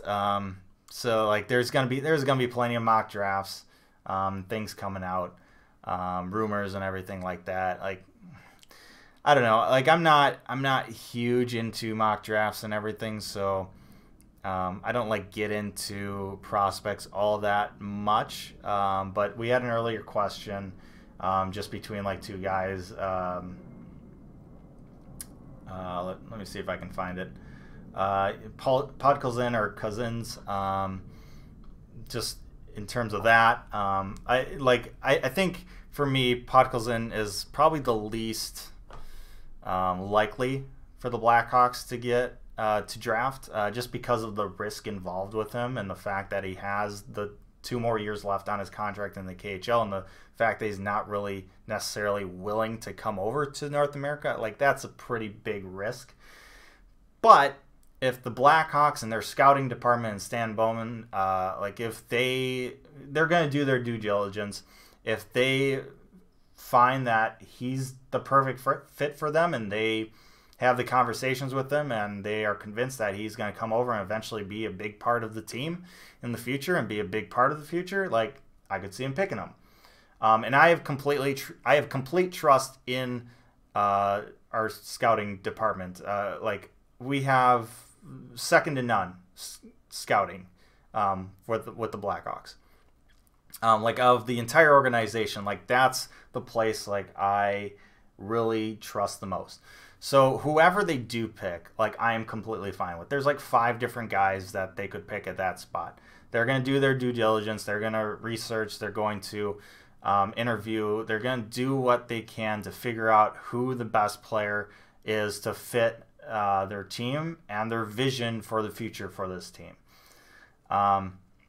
So for me, I'm just happy that we're picking third. Like we're gonna get a really good player, whoever that may be. I'm not really all that concerned with who it is. There's a lot of like it would be nice to get a centerman, and the nice thing is like most of those top 5 guys or those 5 guys that could be drafted third or you kind of project could have a chance of being drafted third, like all of them pretty much are centermen. So like if if we get rid of a guy like Anisimov in the offseason, opening up a centerman spot, being able to fill that role with the guy is important. And it seems like that's kind of the most likely scenario, at least in my mind, my opinion. But once again, like I said, I have complete trust in the Blackhawks organization and scouting department to make the right decision, because they've had some really they've shown that they can make really good draft picks in the last couple of years. That's like it's the least worried part of the Blackhawks for me. So that doesn't really answer your question, but it's just, it is what it is. Let's see. All right. So I think, how long have I've been doing this for? Oh, almost 2 hours here. I was not expecting this live stream to go this long. I really just threw this on because I was just like, the Tampa Bay Lightning got swept in the first round. I need to share my reaction or whatever. Like, this is nuts. Like, I need to talk about this with other people. So yeah, I did not expect this to go this long. Tampa Bay out, Pittsburgh out. Nuts. Eastern Conference is getting shook. What concerns you more, forward or defensive depth? Obviously we have defensive issues, but we already have a lot of quality defensive prospects in the system. And we have a lot of defensive guys kind of signed on with contracts. So there's not a whole lot of room there. It would be nice to get like a top 4 defenseman, but that's going to be difficult. Like, it's going to cost you a penny. So it would be nice to shore up the defensive side of things, but I think I don't know how easy it's going to be. Forward wise, like, we had top 10 scoring team in the league. Like, offensively, we're pretty good. Issue is, well, penalty kill was atrocious this year, so we need to find forwards that can help with the penalty kill. That should be a big thing. Either that or just figuring out how to fix our penalty kill in general. So I'd like to see that be addressed. But even if you could add another, I mean, if you could add, let's say they add a guy like Panarin, they get him back, like, that's a huge thing. And then get a draft pick that could possibly, join the team. Like, if you could get a ridiculous offensive skill set on the team, I mean, we could be the Tampa Bay Lightning of next year. Just imagine that, right? But yeah, eventually we'll have to shore up the defense. I just don't know how easy that's going to be without mortgaging the future. It almost seems like with the Blackhawks that they're just going to have to kind of wait for their defensive prospects to pan out. Like, unfortunately, it could take a year or 2 or 3. And in that span of time, you have the potential lockout. Like, how much sense does it make to try and do a short-term fix now when things could change drastically with the next CBA? So this is a really interesting time. It's hard to tell what the Hawks should do.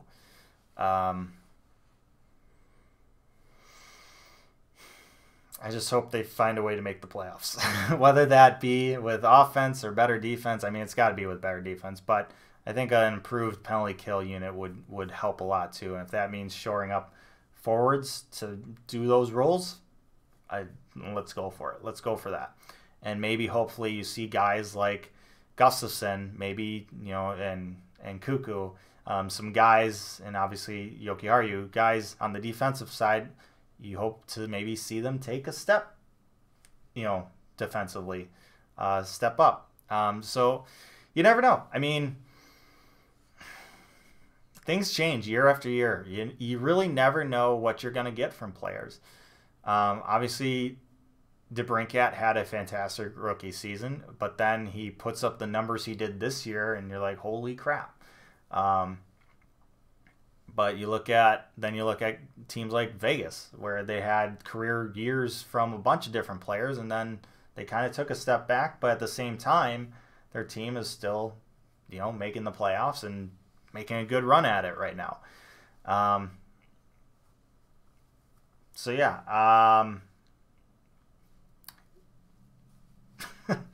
I don't know. I don't know. It's this off season is going to be interesting, but that's going to be something I think. Especially, it's also going to depend on what other teams do. Like teams like Tampa Bay, what do they do with their cap situation? They're getting swept in the first round. That could really influence what happens for the Blackhawks, what they decide to do, who they're able to pick up. You never know. Same with Pittsburgh. Who knows what happens with that team? Yeah, goalies too, for sure. Yeah, Martin Jones. Yeah, you're right. You're right, for sure. Martin Jones just hasn't had it this year. Hasn't had it. Aaron Dell's not really the answer either.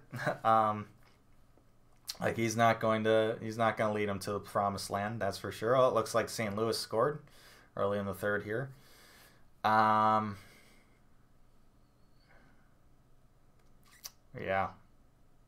yeah. If you get a hot goaltender, you can make a you can make a journey through those playoffs. I mean, Islanders are looking like they might get that for Robin Lehner. I mean, he's had an incredible year. He was for me, he was one of my Vezina finalists, or if I had finalists, like he's right up there for me.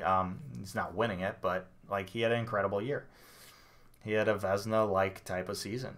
And we didn't really see that. I mean, we saw glimpses of it in Buffalo, but he's really, really stepped up this year. And also, like, off-ice issues, he's kind of shore up, helped as well. But you never know. Players change from year to year. Jonathan Toews had his basically one of his best career years this year. Like, he stepped it up.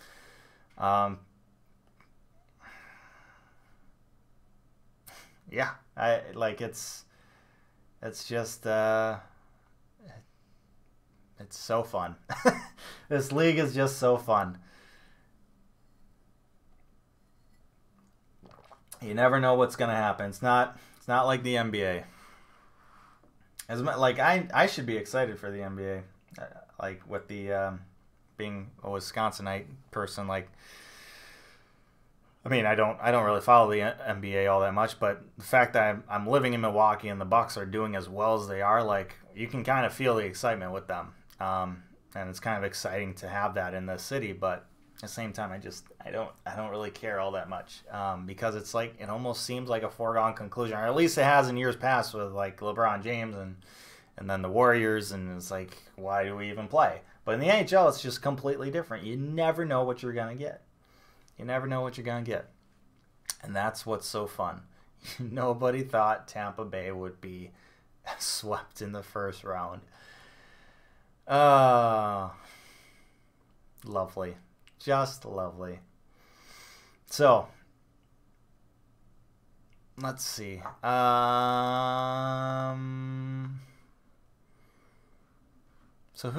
So I'll tell you what, though.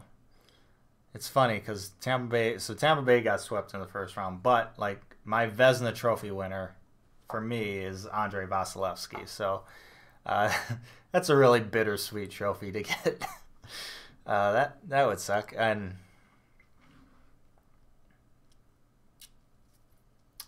oh yeah, skill. Yeah, I mean, skill versus luck. Hockey's got to be one of, if not the highest in that.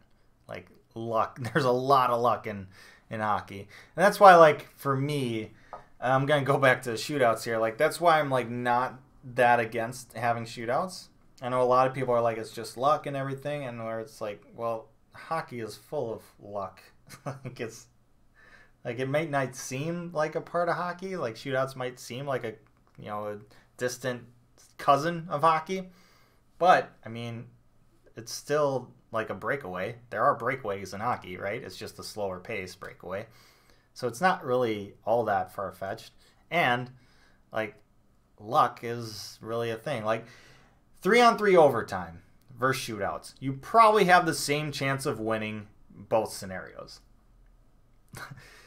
Like, oh my God, especially when 3-on-3 overtime was first implemented. into the league. It was not a lot of people actually wanted it. Like, people were opposed. It wasn't. That's not hockey. 3v3. That's not hockey. Now we're pretty all right with it. But when it got first introduced, like, it was insane. It was just back and forth, breakaway after breakaway. It was essentially a shootout, right? It just wasn't, not every team had the same number of chances, but it was nuts.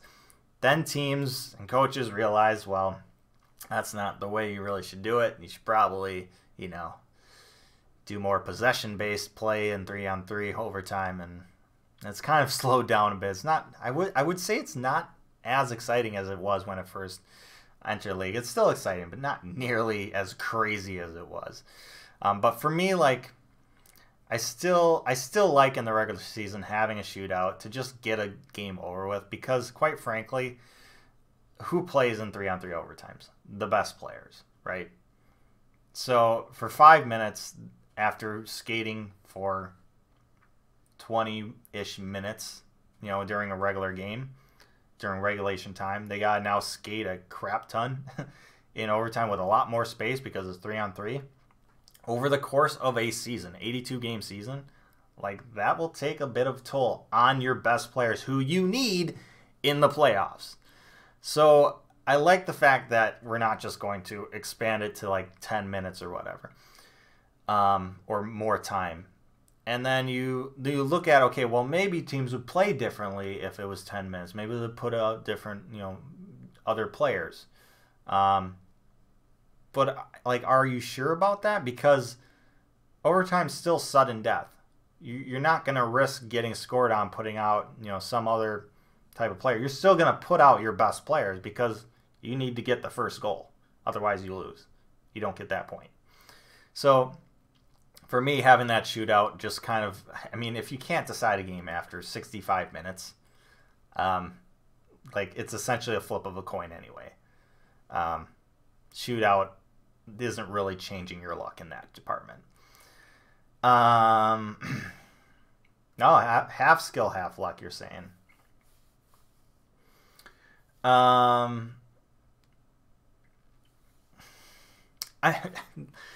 There's a lot of luck, or there's a lot of skill in hockey as well. Like, it's insane.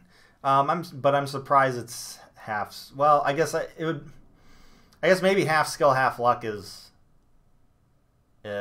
maybe the most luck out of all the. I don't know what the other sports are. So, like, if that's the highest ratio of luck to skill than all the other sports, then that makes sense. But if it's like half skill, half luck for hockey, but it's like, a quarter skill to like 75% luck in baseball, I don't know. I don't know if I'd believe that. Now, baseball is like fairly lucky. Have you ever tried to hit a 95-mile-an-hour pitch with a baseball bat from 60 feet away? It's not easy. Like, you need skill, but you also need luck to be able to make contact on the right part of the bat, considering the ball is freaking moving and curving on you, and then also being able to hit it in a spot where defenders aren't. Like, you need a little bit of luck there too. But hockey is just different with how fast the puck moves and just the shape of the sticks and everything, and the ice surface, like you mentioned.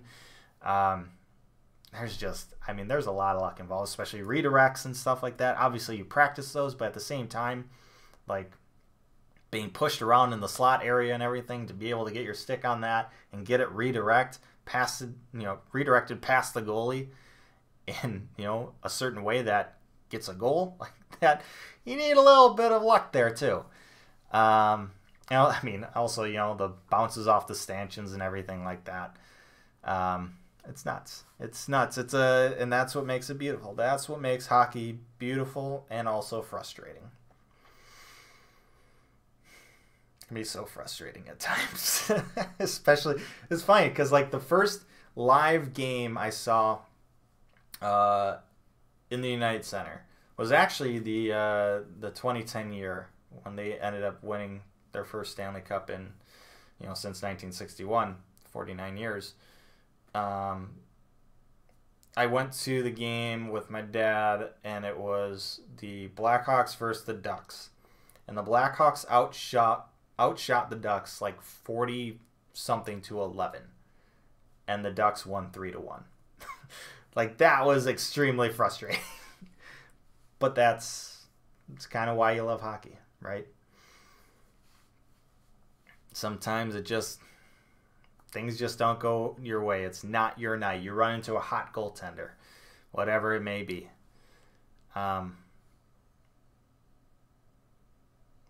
But yeah, sometimes it's better to be lucky than good. And to win a Stanley Cup, you need the puck to bounce your way. That's the thing. Like, you can be the most skilled team. You could be the Tampa Bay Lightning, but if the puck doesn't bounce your way, you're not going to win the Stanley Cup.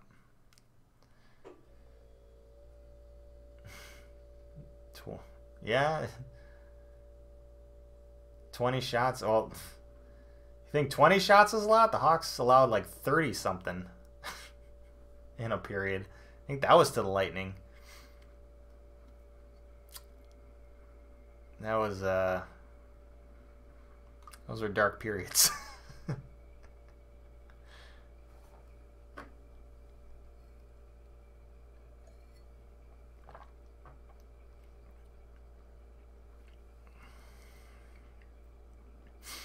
So we're almost halfway through the third. St. Louis is beating Winnipeg 1-0. Steve is always hilarious when he's yelling. It's mainly why people get into watching him before they find out he's entertaining beyond that. But that's the main draw of him, right? His emotional side. He's very good with that. Like I said, he's been doing it 12 years now. He understands. He understands it. He understands what he's doing. He understands his draw. But he knows what he's talking about too. For the most part. I mean, nobody's really an expert. Let's put it that way. I'm not an expert. Steve's not an expert on all things hockey. Even guys on TSN or NBC or whatever, the big wigs that get paid to tell you, Don Cherry or whoever, like, nobody's really an expert. They all just have their opinions. Everyone has their opinions.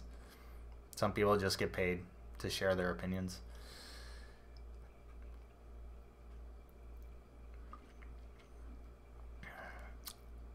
It's hard for me to yell. I'm not really a yeller. So I'll never get to like Steve Dangle levels of freaking out,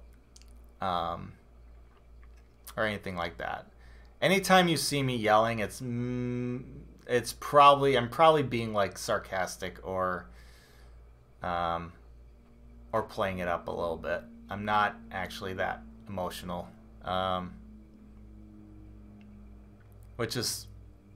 which makes me less entertaining at times, I guess, but I just try to be myself.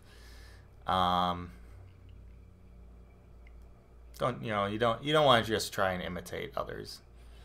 I don't want to be Steve Dangle, I'm just trying to kind of fill the void, do a similar type of thing and fill the void that, for the Blackhawks or whatever.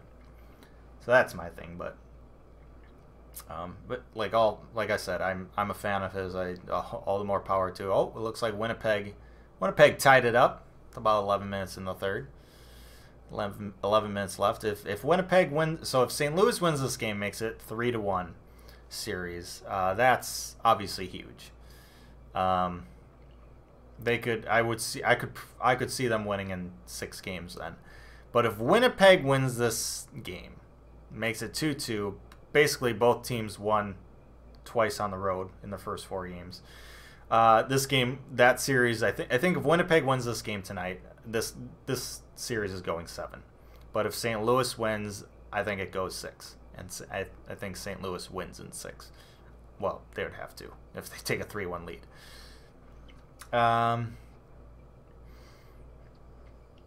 Once again, I thought I picked Winnipeg to go to the Stanley Cup final. I gotta have them make it now that Tampa Bay's out and ruined my bracket. Ruined a lot of brackets. Most people's brackets, probably. You know what would be funny to see? It would be funny to see, like percentage of brackets, NHL brackets that got busted tonight. Like how bad those brackets are compared to the brackets of like March Madness, NCAA basketball. It'd be interesting to see like those numbers or like the comparison between it, because I feel like this is worse. This has to be worse. Like nobody thought Tampa Bay would get swept. Obviously swept. Like maybe people picked Columbus. Nobody picked them to sweep Tampa Bay though, unless they were diehard Columbus Blue Jackets fans. Maybe they picked it, but that would be it. The extreme biased people would be the only ones that would pick Columbus to sweep Tampa Bay. And they probably have the best brackets right now. It's insane. It's fun. It's fun that way. But it's insane. Let's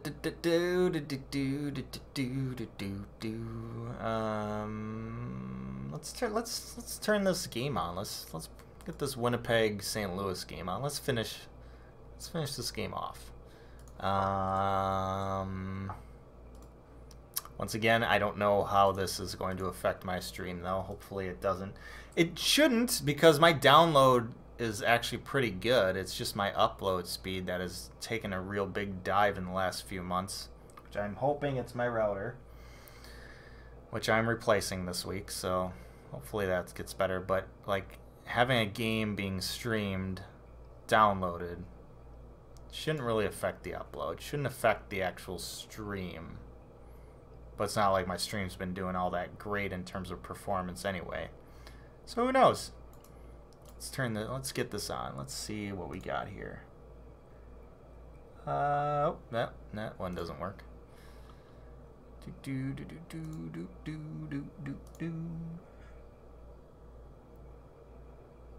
I got like my mic right here, so I'm trying to look around my mic. Try and view this screen. I got dual monitors, as everyone should. Dual monitors are where it's at. That one's not working. Let's try this. This one looks like a better option. Just judging a book by its cover. Maybe. Maybe not. Oh, you know what? We're going to go back to the one I used previously. Let's try this one.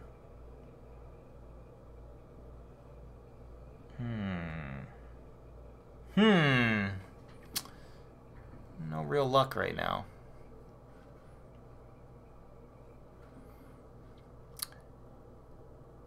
Dual monitors are like minimal.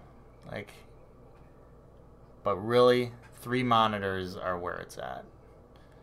That's what I got for work. I want to get another monitor for this setup. I just haven't done it yet. But 3 monitors are that's really where it's at. But dual monitors, if you can. Like, that should be minimum. Like, people don't realize how great a second monitor is until they get it. All right, I got it. Got the stream. All right. Yeah, like I remember like telling my mom about it. Like she telling me that she got like a second monitor at work. Like, she does a lot of stuff with like Excel spreadsheets and stuff. And she was like, I just got a second monitor. And now I can see everything on the Excel spreadsheet. I'm like, oh my God, isn't it great? It's awesome.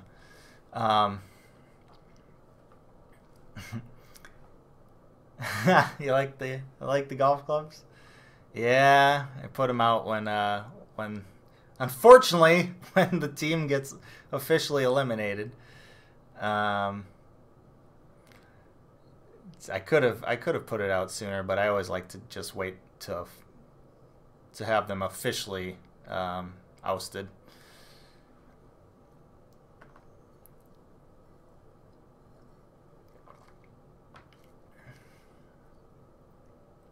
Yeah, it's seems like I mean it's pretty popular program. A lot of places, a lot of moms use it. Definitely not unique to my mom for sure. But yeah, it's kind of funny hearing maybe like an older generation kind of have that revelation about, oh my God, you can have another monitor.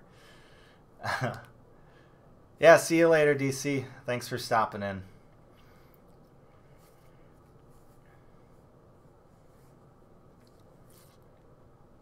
Let's see. If we keep up this rate, Keener might get more majors than Tiger. Oh my God. Oh my God, Tiger. I actually went to the Masters this year. That was for the first time I did that, and being able to say I went to the Masters for the first time the year Tiger came back and won it again for the first time in forever. What the heck is this? Why do I have long hair? Who's been in my house? Like that is incredible to me.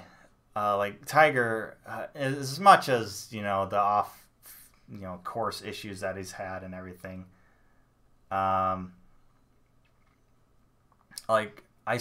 reason I got into golf was because of him, for what he was able to do on the course. So for me, like, I'm able to separate him off the course and on the course. For me to be able to see him win again, is just like, I literally had tears in my eyes. It was such an incredible moment. Because like the last time he won, so last time he won a major was 2008, but the last time he won at Augusta, the Masters, my favorite tournament. Like Masters is it's just something special about it. But the last time he won there was 2005. That incredible chip in, everyone knows that, right? The Nike logo and everything, the ball trickling in. But like, nobody thought that was going to be it. Everyone figured, he would still continue to win majors. Obviously, he won in 2008, but like, nobody could have predicted or really thought of what would happen to him shortly after that, and how his career basically essentially ended. And so in 2005, when he won, like, we thought he would be there. He would continue to win at the Masters, or compete at least. Like, this wasn't the last. But then as the years went by, like, it seemed like it became less and less likely that we would ever see that magic again. And that was really sad, because we didn't really ever get a proper send-off. It wasn't like Arnie or Jack, where, you could say goodbye. It was kind of like, just all of a sudden, the greatest golfer in history just all of a sudden kind of like disappears. And it was like, it left a void that thankfully a lot of really talented young players have come up and kind of filled, but it's not the same. Like, nobody can really replace Tiger. He's done just so much for the game. All the money that's in the game now is because of Tiger. So, and so now to see him, for him to win the Tour Championship last year, that was awesome to see. But, that wasn't a major, right? And then for him to come back and win at Augusta, the Masters, win his 5th green jacket, 15th major, to win the year that I finally got to go see the course for the first time. I get to hold on to that for the rest of my life. Like, I get to tell any future kids or grandchildren, or if I have any of those, I can tell people for the rest of my life. I can share that experience for the rest of my life. It's so cool. I wouldn't have wanted it any other way. I'm glad it didn't. Oh, Bennington just squeezes it. I'm glad I didn't go last year and had to deal with Patrick Reed winning and been like, oh, he was the winner. He's a polarizing figure. I'm not a big fan of him. But I understand why some people are fans of him, but I'm just like, he does nothing for me. But Tiger winning. Heck yeah. Heck yeah. Oh, it was such a cool moment. It was so cool. 2019 is going to be a great year. Great year for everything. I can just feel it. I can just feel it. 2019 is going to be a year.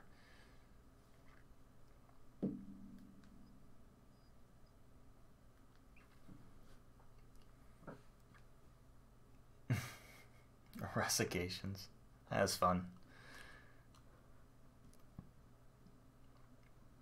I think the problem with me with Patrick Reed is I think it's very similar to like Ian Poulter, where he just has he has a lot of at least like first impression. Like he just doesn't seem that likable of a dude, like arrogant, you know. If you dig deeper, nicer guys, but like just initially when you know first impression is like come on, dude. Especially his comments when he first made it on the tour with him being a top 5 player. It's like the confidence is great and all, but calm down, bud. Like, earn it. You gotta earn it. You gotta feel bad for Molinari though. Oh, this hockey stream has now gone to a golf stream. You gotta feel bad. Like, I like Molinari. I mean, I have nothing. I'm not a huge fan of Molinari, but I like him. He's a good golfer. He's a good guy. Like, I would like to see him win a major. Just, you know, not this one. not when Tiger is winning his first major in forever, and his first time at Augusta in forever. Like any other time, like last year, if it was last year, Molinari, let's go, let's win it. But not against Tiger. Yeah, it sucked for him though. He just didn't have it on. He just didn't have it on Sunday. He played great the rest of the. He played even great on the front 9 on Sunday, but the last half of Sunday he just didn't handle it. He just didn't make the shots that he needed to make. Unfortunately, it was tough to see him because you could see the emotion as robotic as he seems. You could see the emotion on him. Like he was barely holding it in. And he's a good guy too. It's tough to see a guy like that not succeed in that type of situation. But once again, really happy Tiger won. But yeah, I'd like to see him win a major. I'd also like to. Ricky Fowler's got to win a major one of these years. Once again, he came really close to winning the Masters. He was second last year. He was in second or third this year. I don't know if he was tied for second. But he's done really well in majors. He just hasn't found a way to win. But eventually he will.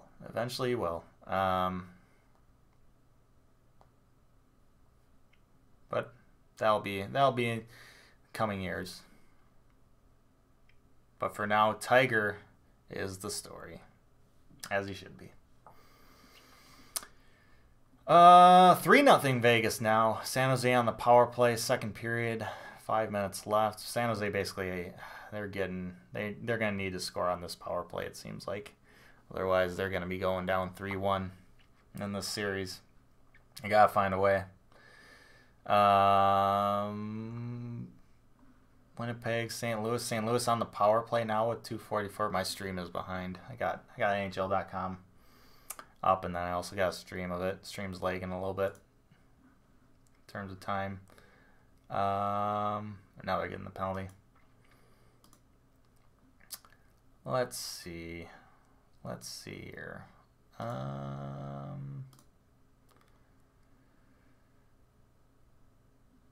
All right.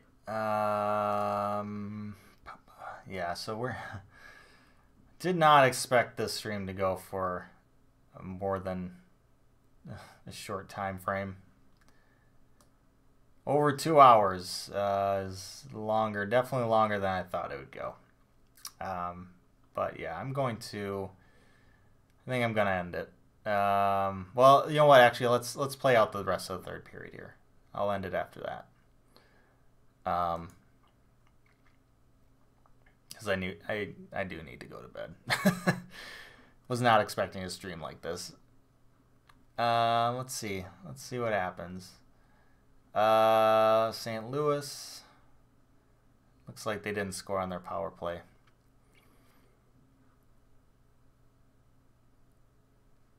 Man.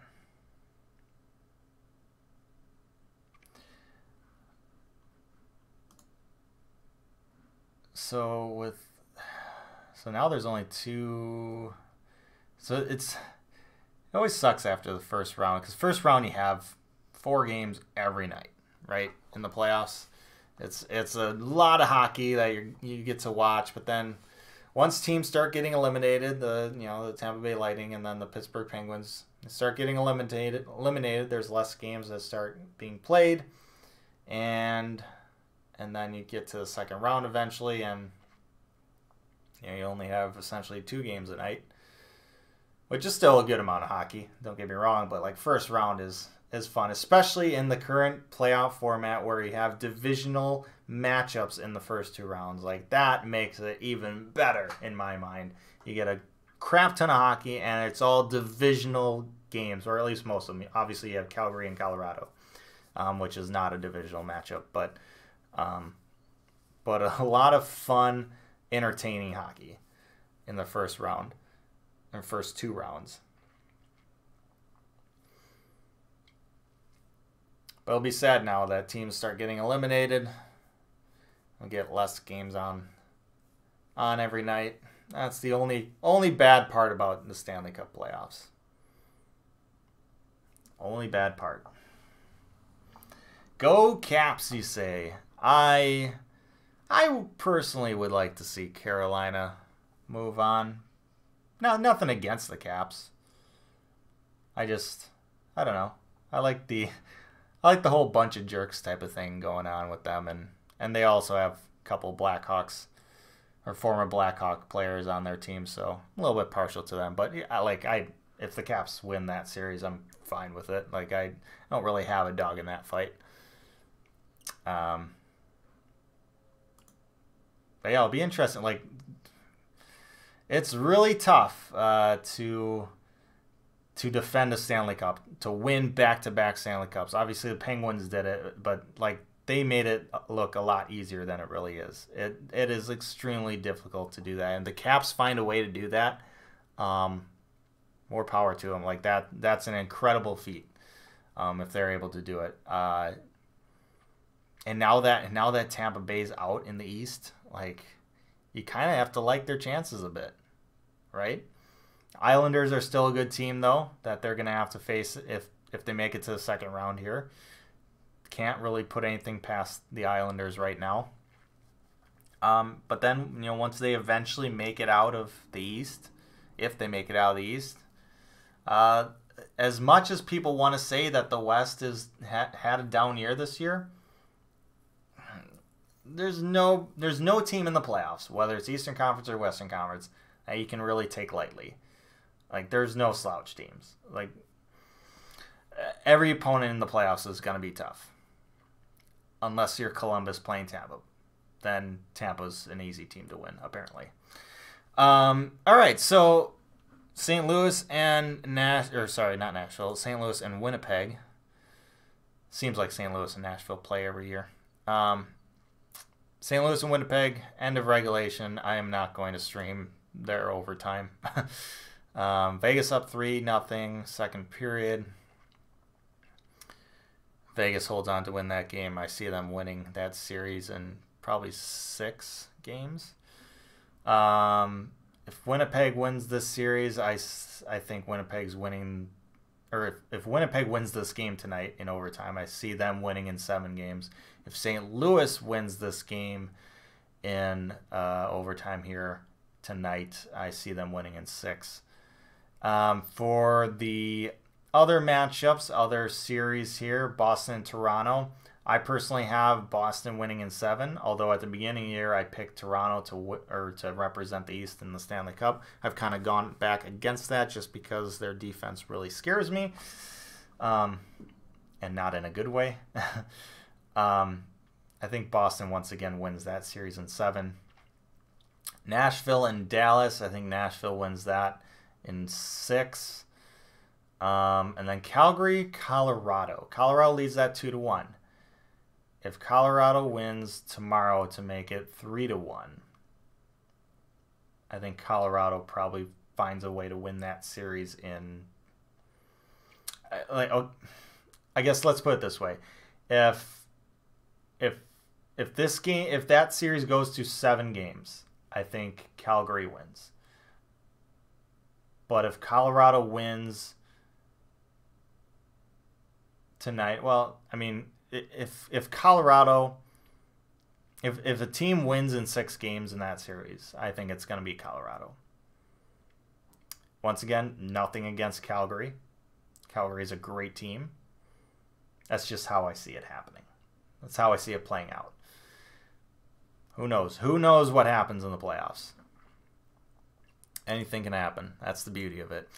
All right, so I am going to shut this stream down. Thank you all for joining and hanging out with me, as I originally just wanted to do a stream talking about the Lightning getting swept, and it turned into over 2 hours of just discussion on pretty much everything.